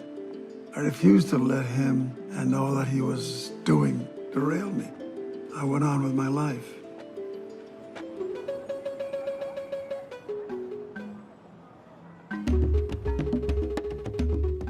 I began focusing more intensely on Africa and received enormous encouragement from a woman who would now become a friend of mine by the name of Eleanor Roosevelt. My very first experience with Africa was the movies. Tarzan and the Apes. The one thing that I came to know when I left that movie house was that the last thing I wanted to be was an African. But thanks to Paul Robeson and others, and the gatherings held at Mrs. Roosevelt's home, I came to know Africa. I had a chance to meet a lot of young leaders from all over the world who were very much engaged in liberation work and movements. I grew particularly close to feelings for Africa that I might otherwise never have known. One of the men that I met was a young Kenyan by the name of Tom Mboya. He was an important liberator in the struggle for independence against the British. Tom Mboya, along with Jackie Robinson and myself, a wonderful woman by the name of Cora Weiss, brought young Kenyan students to America. Our first airlift was 81 students. And among our many students who benefited from this program, Barack Obama Sr. was one of them. We placed them in universities all over America, paid for their tuition, and worked tenaciously with Tom Mboya for Kenya's future development. In return for their education, they were to go back to help build their nation. It was a rich human harvest for Kenya.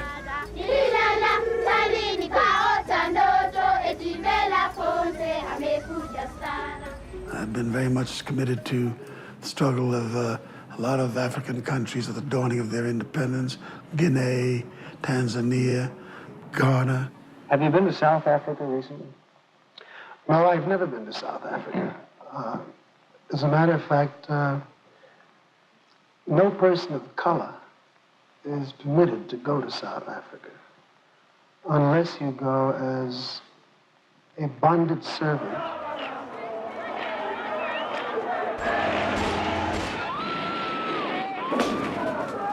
The first real focus for me on South Africa was when South African apartheid government began intensifying its control and its suppression on the South African people.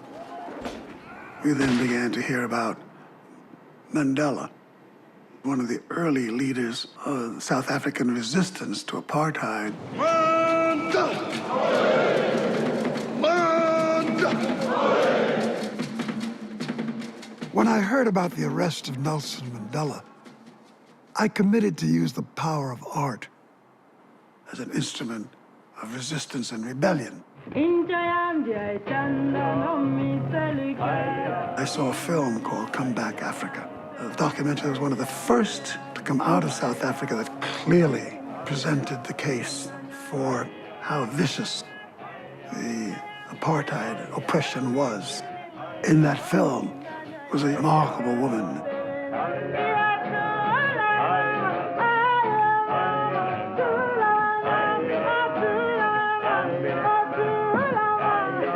And I instantly understood that here was the voice of Africa.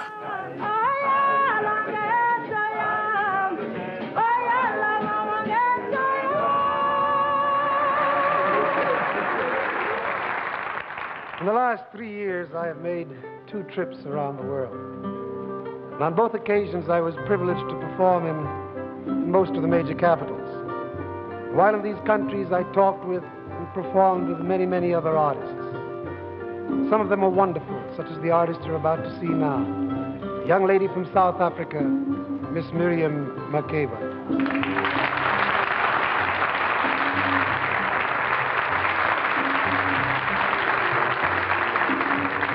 He decided we should record an album.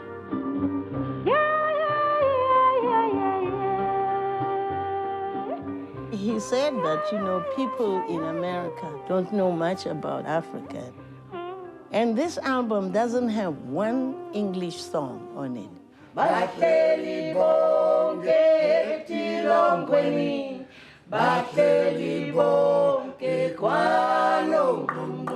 I sang the songs of rebellion.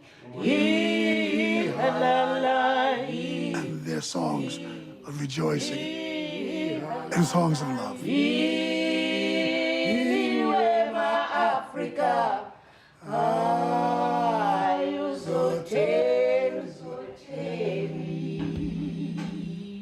Yes. The album won a Grammy Award on it. The album was banned in South Africa. I still go around and I meet people who say, "Can I please hug you?" And they hug me. And I say, I went to jail for listening to your record with Belafonte. Belafonte means a lot to people, struggling people around the world, because he took all our struggles and made them his own.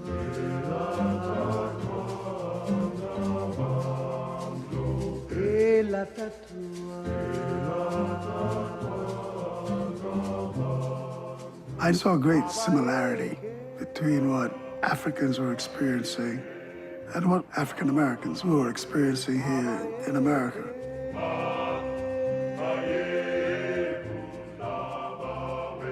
Will you please welcome Senator Robert F. Kennedy. By the time 1961 comes around, Harry serves as a go-between between the movement and the Kennedy administration. He played this important role between we who thought we were the most militant people on earth and the Kennedy administration, whom we thought were probably much more conservative than they needed to be. When Bobby Kennedy was made Attorney General, it sent a shudder through many of us. He was an attorney for the House Un-American Activities Committee that had put together this very arbitrary list of people whom they thought were communists and went after them. He had evidenced no particular regard for black people. And Dr. King made the following observation. Somewhere in this man sits good. Our task is to find his moral center and win him to our cause. Harry and a number of celebrities had a meeting with Robert Kennedy in New York. They were frustrated that Robert Kennedy didn't understand the intensity of feeling against the administration.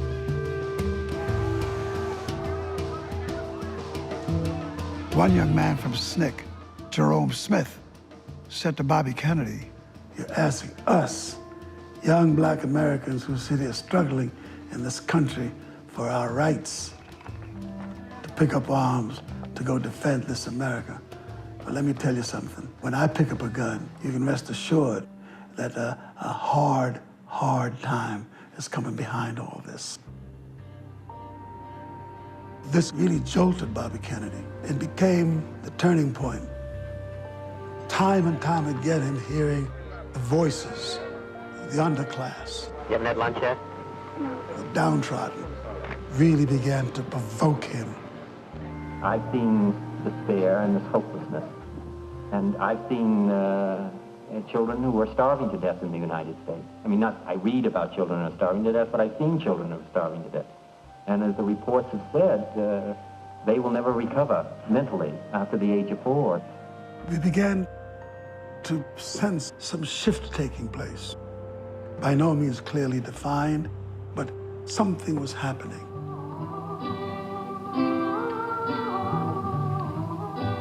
Amen. Amen. Amen. Amen. Amen. Sing it over. Amen. Amen. Amen. Amen. Amen. Hallelujah.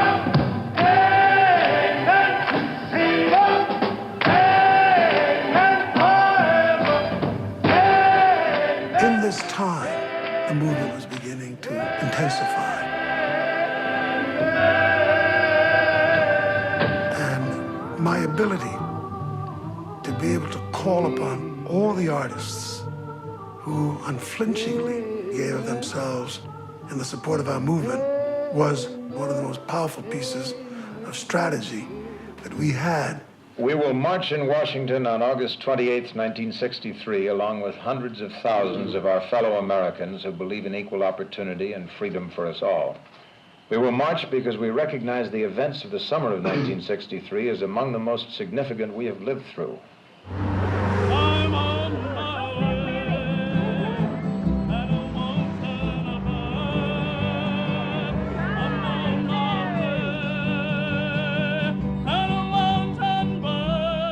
Kennedys were against it. They tried to stop the march. Harry is trying to tell them it's not going to be so bad. Don't worry about it. I'm going to gather as many celebrities as I can to lend a peaceful presence there. And we will participate fully. And whatever we are capable of doing as artists and as a group to help propagandize the civil rights revolution.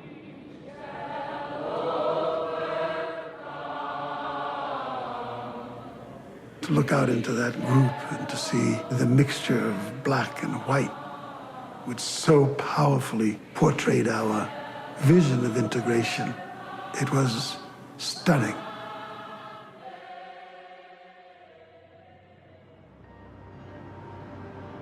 Here I was straddling all these worlds, and my children caught in it. Gina, my youngest, and all the others became the beneficiaries of all the diversity that made up the family. The love of my 4 children for each other, their closeness, I ascribe to their mothers, Marguerite and Julie. He probably perhaps felt guilty for the time that he wasn't there, so he would go overboard. He gave his all when he was at home playing with the children, yes, almost too much. I was constantly preoccupied with how I would be as a father and what I would do to service my children in ways that I had not experienced in my own life. This preoccupation found itself having a huge influence on the choices that I made artistically. I sang songs of humor, play songs, children's songs. I was walking down the road and I saw me a little old boy. The first time I saw Dad on television, I don't remember what the show was, but I remember sort of walking around the TV trying to figure out how my dad got into this little box. And I made me a little old seat. And very upset that he was in there and not outside with me. And everybody I meet wanted to know how many could sit on that seat. Just flashes in my head, coming and going. Well, was it one? I said, Mo yet. He'd come home from trips and would come in to say hello and wake me up out of a slumber, you know, or hugs and kisses goodbye. Was it two? I said, Mo yet. Harry was there the best way he could be. So I never held it against him. Maybe I did, you know, when I was 6 or 7 or 8, whatever. Was it for? I said, Mo yet.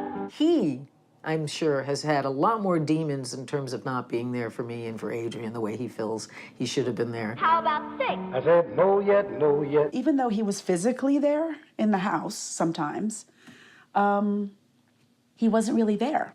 You know, he was very preoccupied with other things. 10, 9, 8, 7, 6, 5, 4. And in retrospect, I can look back and say, well, of course, I mean, he was movement building. Only one could sit on that seat. You have two families. You've got us and you've got the family of man. And you're running back and forth between the two like a lunatic. His name was Mo yet. How do I negotiate my way with all of this? I understood the title of father. I understood the sense of responsibility to provide, to never let anybody want. But as events unfolded and things escalated in the civil rights movement, I was conflicted. We started to move into places that were way beyond any place we thought we would go. Wake up,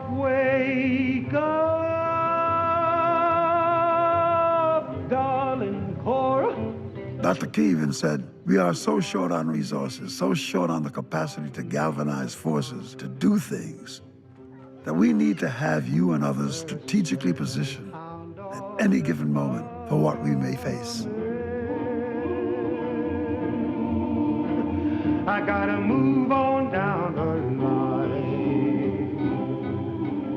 I don't know why, darling Cora. Don't know what the reason can be, but I never yet found a single town where me and the boss man agree. In Mississippi, in the summer of 1964, the movement brought white volunteers, almost 1,000 of them, down to register black voters. They were told it was dangerous. And for that whole summer, there were beatings every day. What is developing in the state of Mississippi is somewhat of a police state. Outright violence, facet, and totalitarian conditions exist in this state.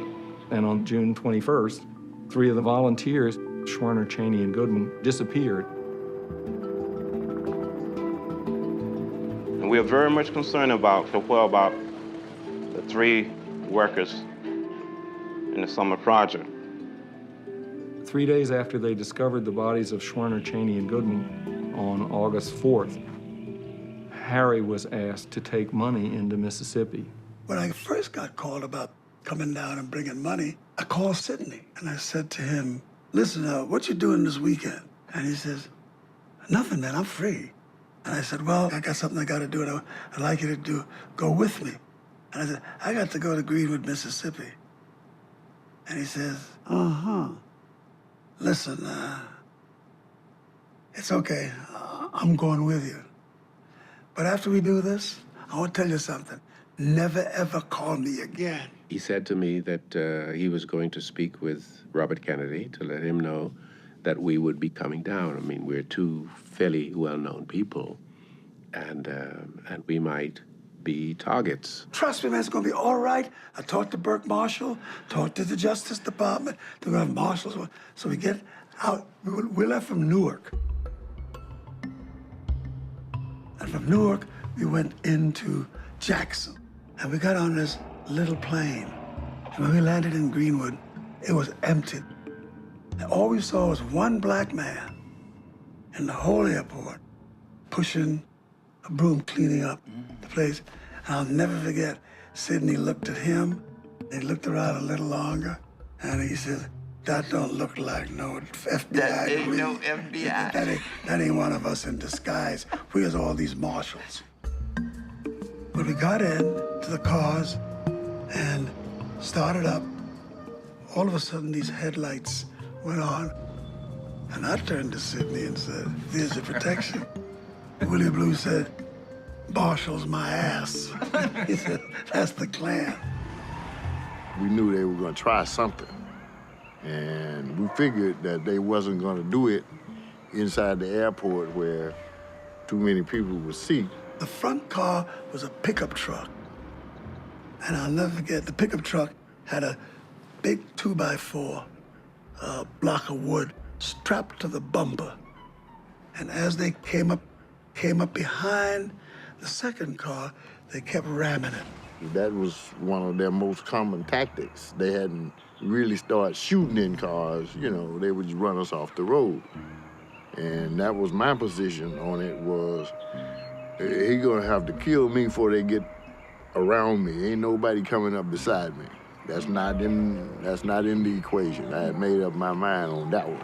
And what happened is a bunch of cars came out of Greenwood with SNCC volunteers and other people in, and they came barreling down the highway, and they met up with us. And then they all kind of got into like the cavalcade and drove into Greenwood.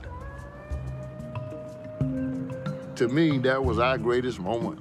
To me, I knew we had arrived. There wasn't nobody finna harm you guys. It would have been a war.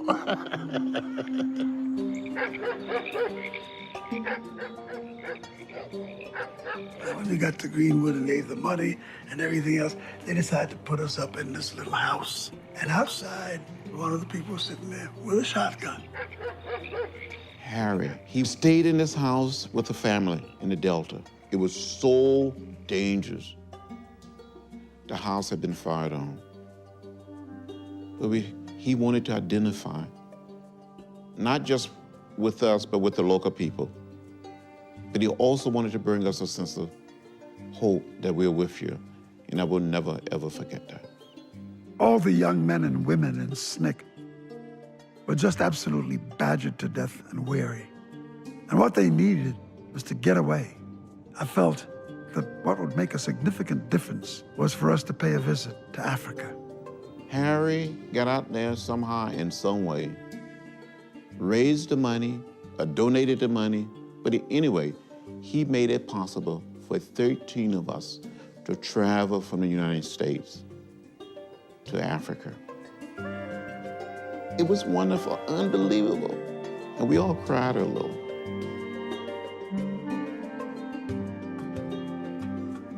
And he said that the president of Guinea, President Sékou Touré, wanted to meet some of the young people involved in the movement.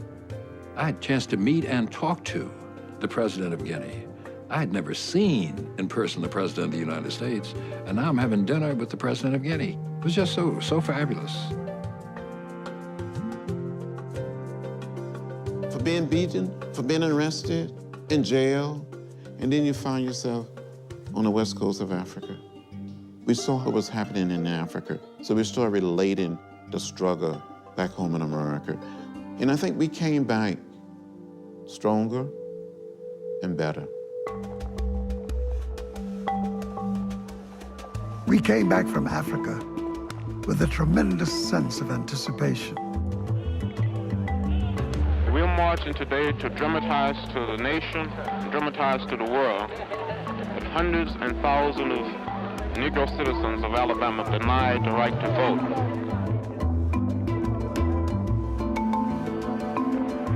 And of course, that first march on the bridge was bloodily repulsed. the famous Bloody Sunday, and went all around the world. And in that month, they had 3 different attempts to start a march from Selma to Montgomery. And finally, on the 3rd attempt, Harry was asked to recruit people for the celebration concert the night before they marched into Montgomery. Dr. King requested that I call many artists who are friendly to our movement and ask them if they would perform. Any Perkins, Dr. Yes, very glad to see you. Thanks so much for coming. Harry called me up and told me we have to go down there as a performer. It was unforgettable for me to watch what was going on. Well, now you're here, and now I know just where I'm going. No more doubt or fear, I found my way. What a wonderful world America is going to be when the Negro votes. Get your hands off my mic. Everybody knows about Mississippi, goddamn. Sad to say I'm on my way. Won't be back for many a day. And you better start swimming or you'll sink like a stone. For the times they are again. They all sang at night in an atmosphere that was mixed apprehension and celebration. I just want to say to you how much we are indebted to my dear and esteemed friend, Harry Belafonte, and to all of the other distinguished and famous artists and entertainers who have taken time out of their very busy schedules to be with us here in Montgomery, Alabama, as we march on the state capitol tomorrow morning. God bless you. When we marched up Highway 80, one of the most moving moments was to see Harry Belafonte meet us before we walked into Montgomery. Harry did this over and over and over and over and over and over again. It's a great day. Great day. Great day. And there are millions on the way. Great day.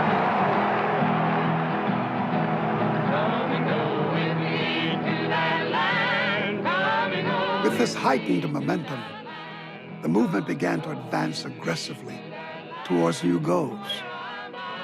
One day I turned on the TV set and I came upon a truly bizarre scene. The movement leaders were on a panel, and the moderator was J. Richard Kennedy. I was stunned with how often this man reinvented himself, still doing the same mischief. I would like to ask you, Martin Luther King Jr., despite the timelessness of your dedication. The civil rights movement was plagued by all sorts of red baiting. If you can't persuade Martin King to change his ways, then what do you want to do? You want to discredit him. One of the ways you discredit him is discredit him by the people that he's associated with. And Harry Belafonte, as an important performing artist, you have to really know where he's coming from too, because he's also one of those people you have to be careful about based upon information we have in the files. Where does the information come from? J. Richard Kennedy. I never gave the CIA any information. It would be absurd and impertinent of me to think that I could. They had people all over the place. They wanted information, they got it. What they got from me was an interpretation of information. The disinformation, so much off the page, yet it was exactly what the CIA would want and would use in order to discredit us in the eyes of the public. How many roads must a man walk down before you call him a man? I'm here tonight because I'm a black man. And black people have paid the greatest penalty for our military adventures. And poor people have gained nothing from this program of dehumanization. It is estimated that we spend $322,000 for each enemy we kill in Vietnam, while we spend in the so-called war on poverty in America only about $53 for each person classified as poor. Dr. King, do you fear for your life? I'm more concerned about doing a good job, doing something for humanity and what I consider the will of God than about longevity. Ultimately, it isn't so important how long you live. The important thing is how well you live. I have some very sad news for all of you, and I think sad news for all of our fellow citizens and people who love peace all over the world. And that is that Martin Luther King was shot and was killed tonight in Memphis.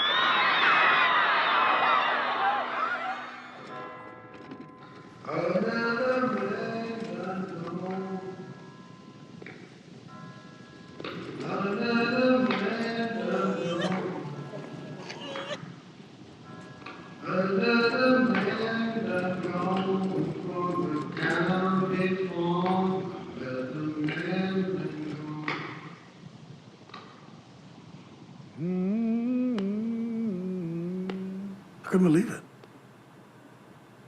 I couldn't. All of a sudden, our worst fears were being awakened.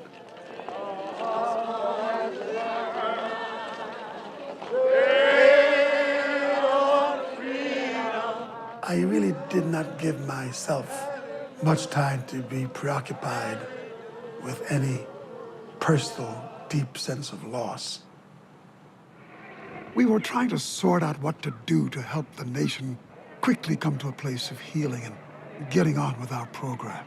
Today, you're here gathered again in a world that is fraught with violence. I have come to reaffirm my support for unionism. I have come to reaffirm my commitment to the struggle to overcome dehumanization as a black man who draws strength from a departed black brother. In this moment of great pain and conflict, we picked up the pieces and moved on with it. Is anybody here seen my old friend Martin? Can you tell me where he's gone? He feed a lot of people, but it seems the good they die young. Oh, I just looked around and he's gone. The death of Martin Luther King, which was a major, major tragedy, in its own way helped focus attention on where we were and what was going on. And what was going on was still deeply rooted in race. And I found myself once again dealing personally with these issues. Blessed are the meek, they say, they shall win where others lose. When Harry Belafonte went on the show with Petula Clark, they touched. Why should man be forced to kill? This innocent little thing touching. The sponsor went ballistic. We can't have that. Petula Clark touched Harry on the television and flipped the whole world. People were like, oh my God. We're talking about now, 12, 14 years after the initial incident of Island of the Sun. The absurdity of that, in any day and age, that would bring a television program to a standstill. And Dad refused to give in to that. Why should man be forced to settle on the path of... In the face of this mindless onslaught, Petula stood strong. She would not give in. But we had no idea what the twists and turns at any moment might bring. Senator Robert Francis Kennedy died at 1:44 a.m. today June 6, 1968. Barely 2 months after the assassination of Dr. King was the murder of Bobby Kennedy. The dark shadow of despair rolled across the nation. Evil forces stepped into the midst of our despair and began planting seeds that would destroy the fabric of the country's belief in itself. No aspect of life went untouched. Even the song became a victim. Well, ladies and gentlemen, we've finally gotten together. That's right, you've heard about it for years, and tonight, here we are. Tom, Dick, and Harry. We had Harry Belafonte on the show. It was the opening show of the 3rd season. The election was coming up. He did a calypso medley against the backdrop of the riots and the convention in Chicago in 1968. Jump in the line, rock your body in time. Won't you jump in the line, rock your body in time. Won't you jump in the line? That piece never saw the light of day. CBS took the whole entire, I think it was maybe a 10-minute or 8-minute, 10-minute hunk out of the show, and they put in a political commercial for Richard Nixon. This time, vote like your whole world depended on it. Sure enough, boom, we're fired. We weren't canceled, we were fired. And fired for our advocacy against the war in Vietnam and general liberal views. And we were the only show on the air at that time taking those points of view. It was a tough time. People were on the march. Trouble in the city, trouble in the countryside. No matter where you look, you got troubles you can't hide. Trouble on the reservation, in the ghetto too. Lies you told your children are coming down on you. How long have you been blind? I'm gonna tell Mr. Reagan, lay down your neutron People were on the march everywhere. Lay down your neutron bomb. No place expressed that more fully than Bonn, Germany, when over 250,000 students, breaking German law, congregated to lift their voices against the potential of a nuclear holocaust. No more.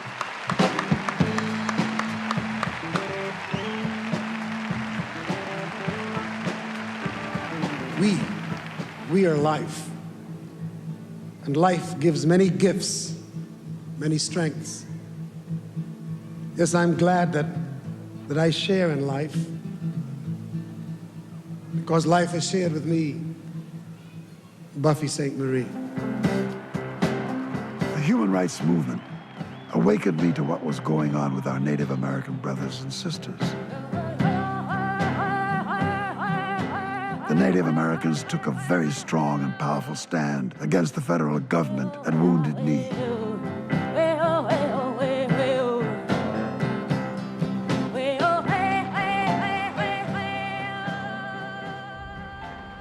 For all that rebellion, Dennis Banks and Russell Means were arrested and they were charged with insurrection.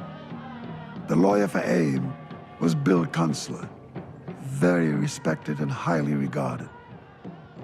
One day, Bill called me and he called Marlon Brando and he said, "Look, we'd like you to come to the trial and reveal your presence." He said, "The more you're seen talking to Dennis and Russell and demonstrating to the court that you hold these men in great favor, the more influence it might have on the jury." Kunstler's many strategies proved effective. This judge has delivered a very strong opinion. He was converted from believing in his government to distrusting it. And I should hope that every American citizen should also share that distrust, in the hopes that out of our own skepticism and distrust can grow a cleaner and more decent country. So there was this nuance, this rhythm of events.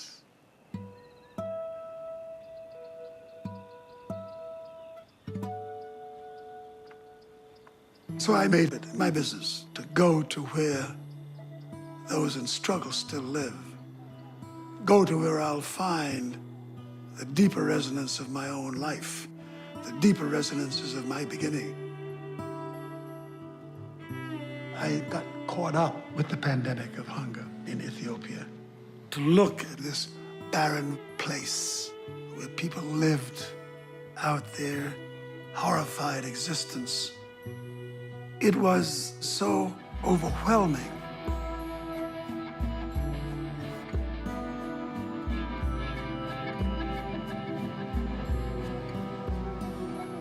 What was really most horrifying was the inordinate and the remarkable amount of indifference.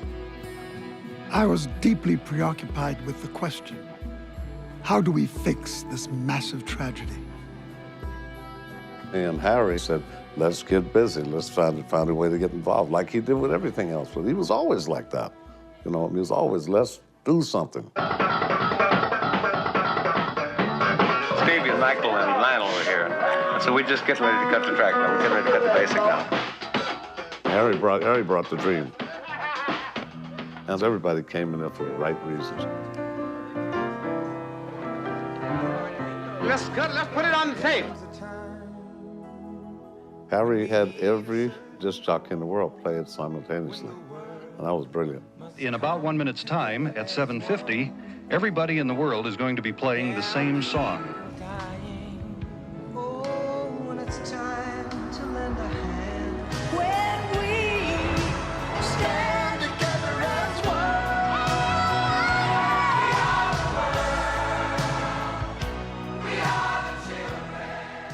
On the Friday morning following the Monday night recording of We Are the World, I woke up, literally sat right up in bed and went, oh my gosh, this isn't the end, this is the beginning.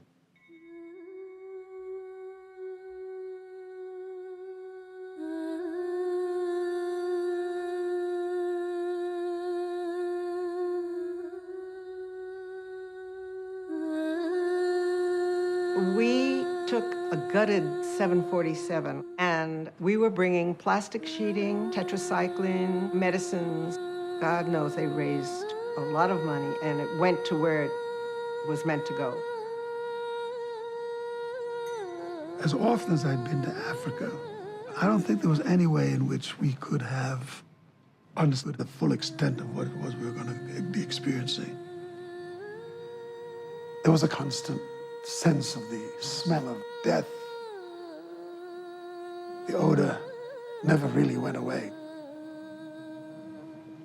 I got off the plane with Harry and the rest. They were talking about people dying with dignity. It is impossible to die of starvation with dignity. I wasn't prepared for what I saw.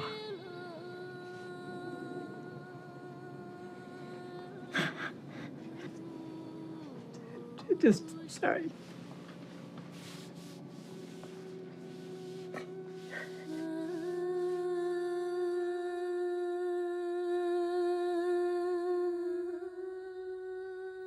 I went deep into the interior of Africa. In a little village, I met with a storyteller. He began to tell the story about the water, about the fire. He pointed out that we were here for a very, very short time. And in that time that we're here, there really isn't any difference in any of us if we were to take time out to understand each other. Because if we do, together we can turn the world around. Water make the river wash the mountain. Fire make the sunlight turn the world around. Heart is love, the river, body is the mountain, spirit is the sunlight, turn the world around. Do you know who I am? Do I know who you are? See we one another clearly. Do we know who we are? Whoa, so is life a batiwa. So is life. Whoa, so is life a batiwa. So is life. Whoa, so is life a batiwa. So is life. As I wandered around the African continent with UNICEF, I knew South Africa was still trapped in the need for freedom, in the need for human expansion of the soul. Taking photos, you can't hide. We charge you with genocide. Taking photos, you can't hide. Sir, do you think you're getting anywhere? Are you changing things?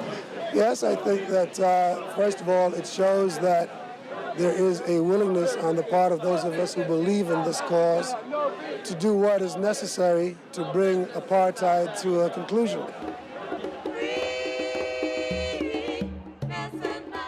Harry Belafonte coming out on your side, that was a powerful instrument in itself. Yes, apartheid, no.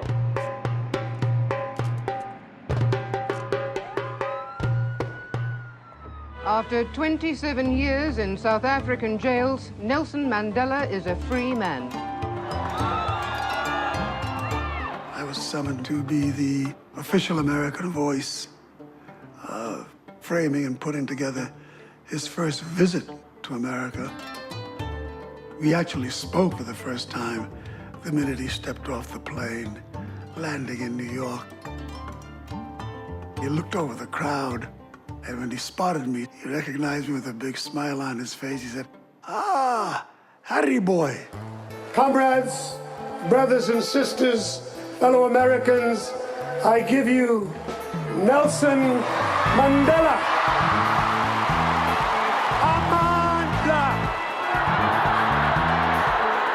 Amandla! You now know who I am. I am a Yankee.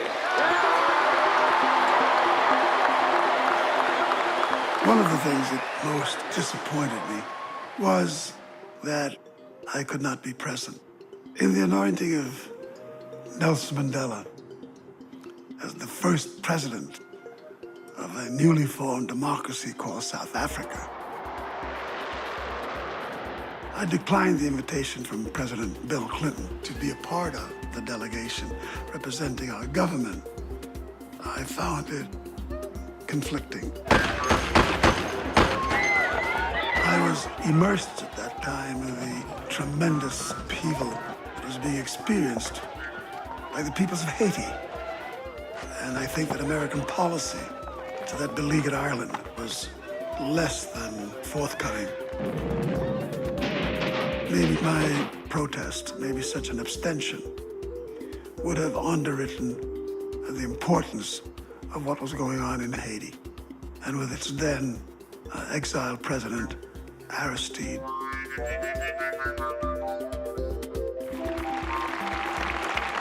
I have the honor of conferring the National Medal of the Arts to a man whose music I loved and who I found to be one of the funniest people I ever saw perform in person, who later lived long enough to be able to encourage and on occasion rebuke me as president, Harry Belafonte.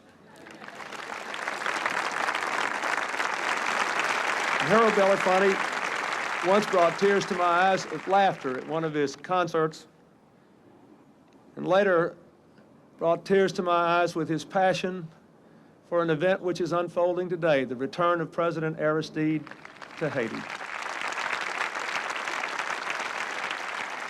We have been through so much, and I began to examine my own quality of the journey. And I wondered where we went wrong.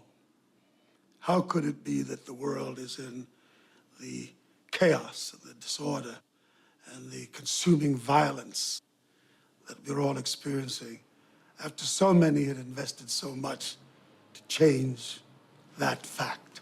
Covering fire! What do we want? Peace! What do you want it? Now! What do we want? Peace! What do you want it? Harry, you feeling optimistic? Of course I feel optimistic, but I live in a perpetual state of optimism. If you don't have optimism, then you can't nourish hope. And the world is in need of hope. The world is in need of vision. And those of us who have a little sight left like to give as much vision as we can.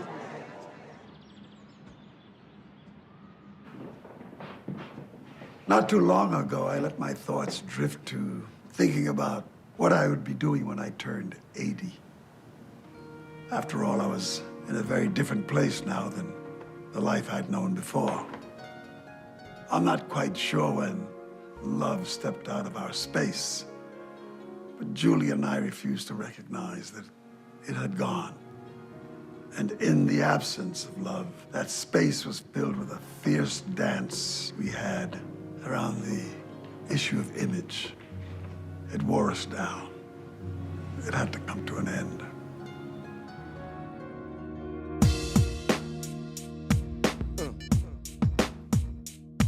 Third strike. This is Los Angeles. Third strike. Gang capital of the nation. Third strike. This is Los Angeles. I just kind of figured after all these many years, the last thing that I would be winding up doing with the last years of my life is still looking to fix those things that I thought we fixed 50 years ago. I remember what you said once when you said, from the time I go to sleep and the time I get up, I seek out the injustices done to humankind. I just get up in the morning and I just can't let them win. That's it.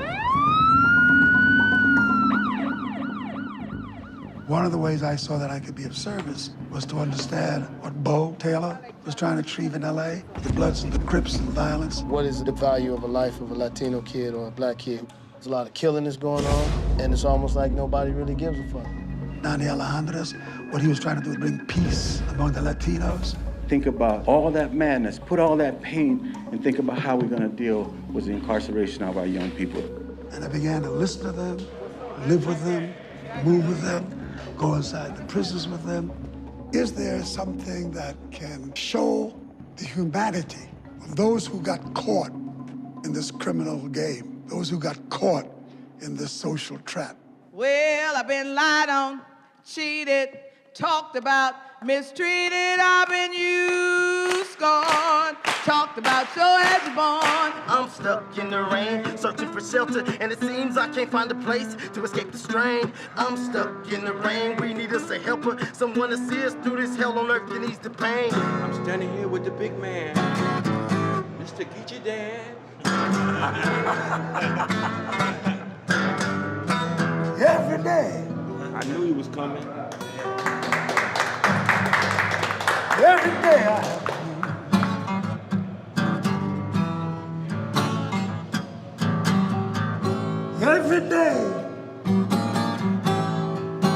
Every day I have blues.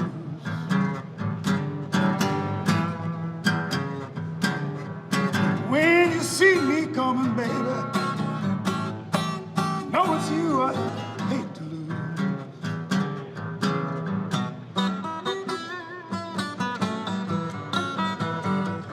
You're gonna make me want to stay here.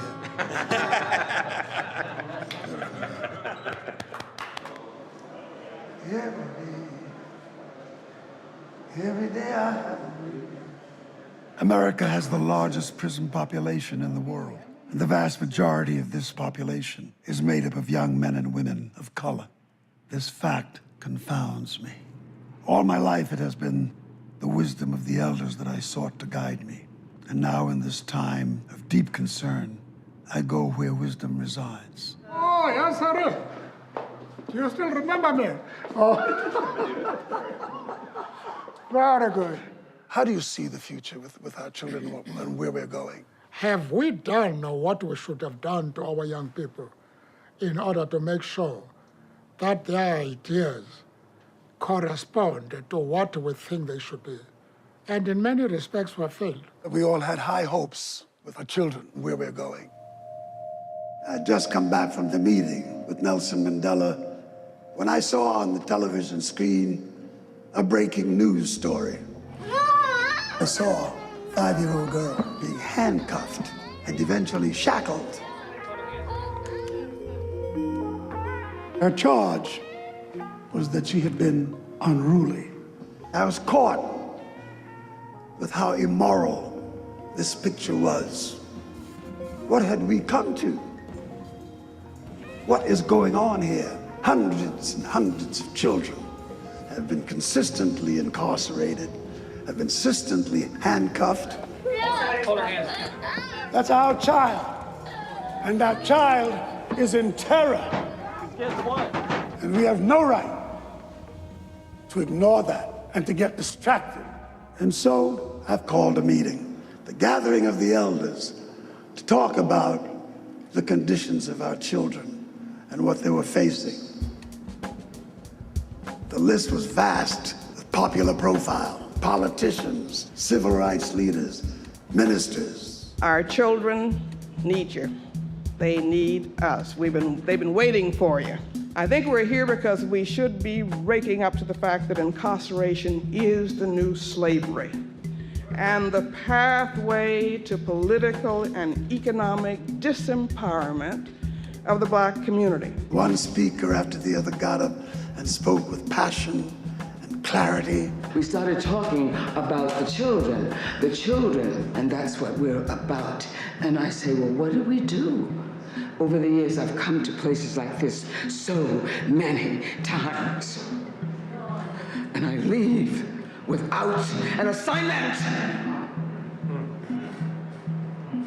We need an assignment. I began to understand that the thing I thought that I had to do next was to perhaps call the gathering of the young. There, perhaps, would lay the key. When they asked me what was the agenda, it dawned on me that the agenda really was with them to find the agenda. Look at it. Look at it. Look at it. Those of us who were part of the civil rights movement, as we grew older, as our victories began to evidence themselves, I think we blinked. I think we took a lot for granted. I don't think we secured the way in which we passed on the baton. We can't be shut up no more. Y'all suffer from the same oppression. You could find solutions where the young reside. Talk about movement building. We gotta stand up.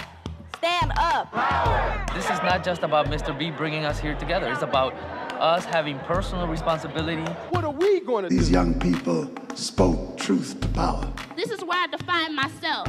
This is the place where I realized what I wanted to do with my life. I told Harry, after hearing everybody speak, that I was ready to get back to work and start, helping people. We're gonna organize even harder.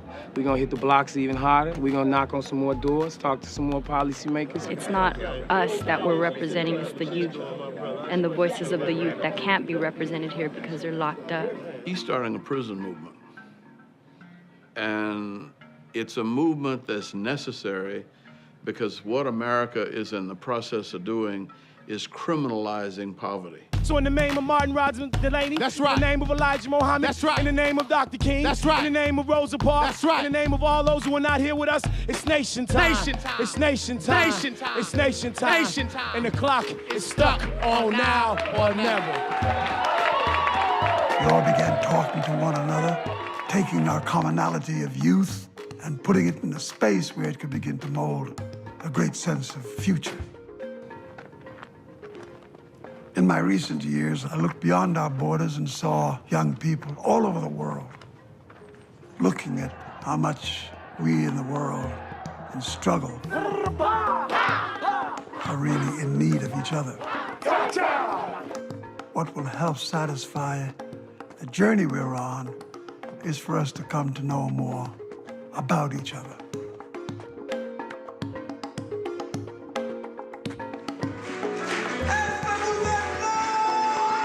Once again, social activism drew me to a new moment of promise. When I met Pam, she was a photographer. She was very much engaged in the Free South Africa movement. And I saw her at many events, political rallies, cultural unveilings. Our paths were constantly crossing. And then one day, I hit the pause button. I looked at her and studied her and came to the conclusion that with her, I could possibly live out the rest of my journey in a very joyous way. Today, Pam and Harry proclaim their love to the world.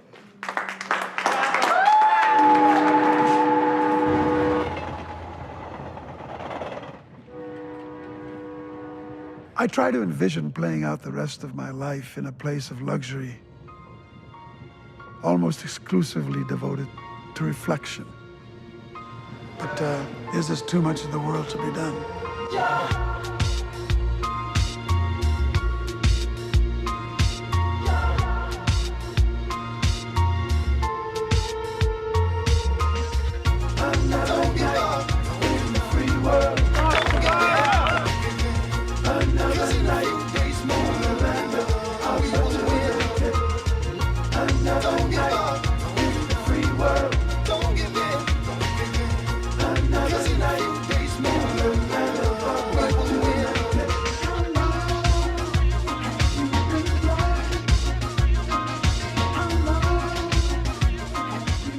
Somewhere in this moment, my soul, all that I've felt, all that I've experienced, commanded me to ask, what do you do now? Don't give up, don't give up, don't give in, don't give in. 'Cause in a few days more, we will win.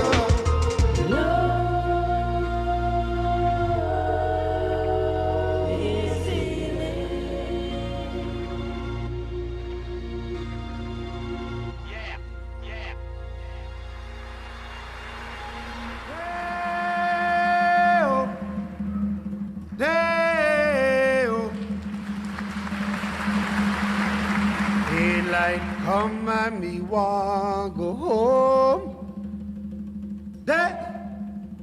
Me said them, me said them, me said them, me said them, me said them. Daylight come and me want go home. Work all night and I drink a rum.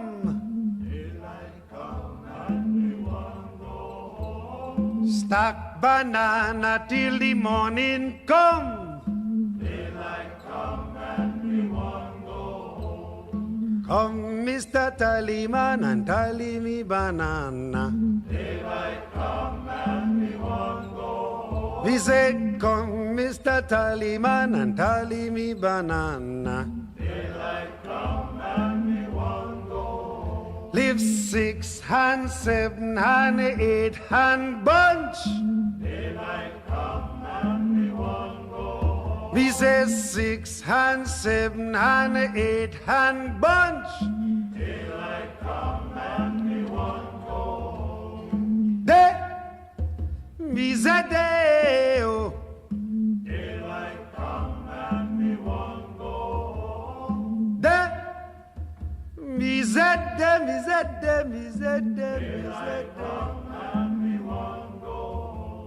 A beautiful bunch, a ripe banana. Daylight come and we want go home. Hide the deadly black tarantula. Daylight come and we want go home. Live 6 and 7 and 8 and bunch. Daylight come and we want go home. We say 6 and 7 and 8 and bunch. Daylight come and we want go home. Day, we say day, oh. Daylight come and we want go home. Day, we said them, we said them, we said them, we said them. Come, Mr. Tallyman, and tally me banana. Daylight come and we want go home. We say, come, Mr. Tallyman, and tally me banana. Daylight come and we want go home. Day-o, day-o. Daylight come and we want go home. Me said them, me said them, me said them, me said them, me said them. Daylight come and me want.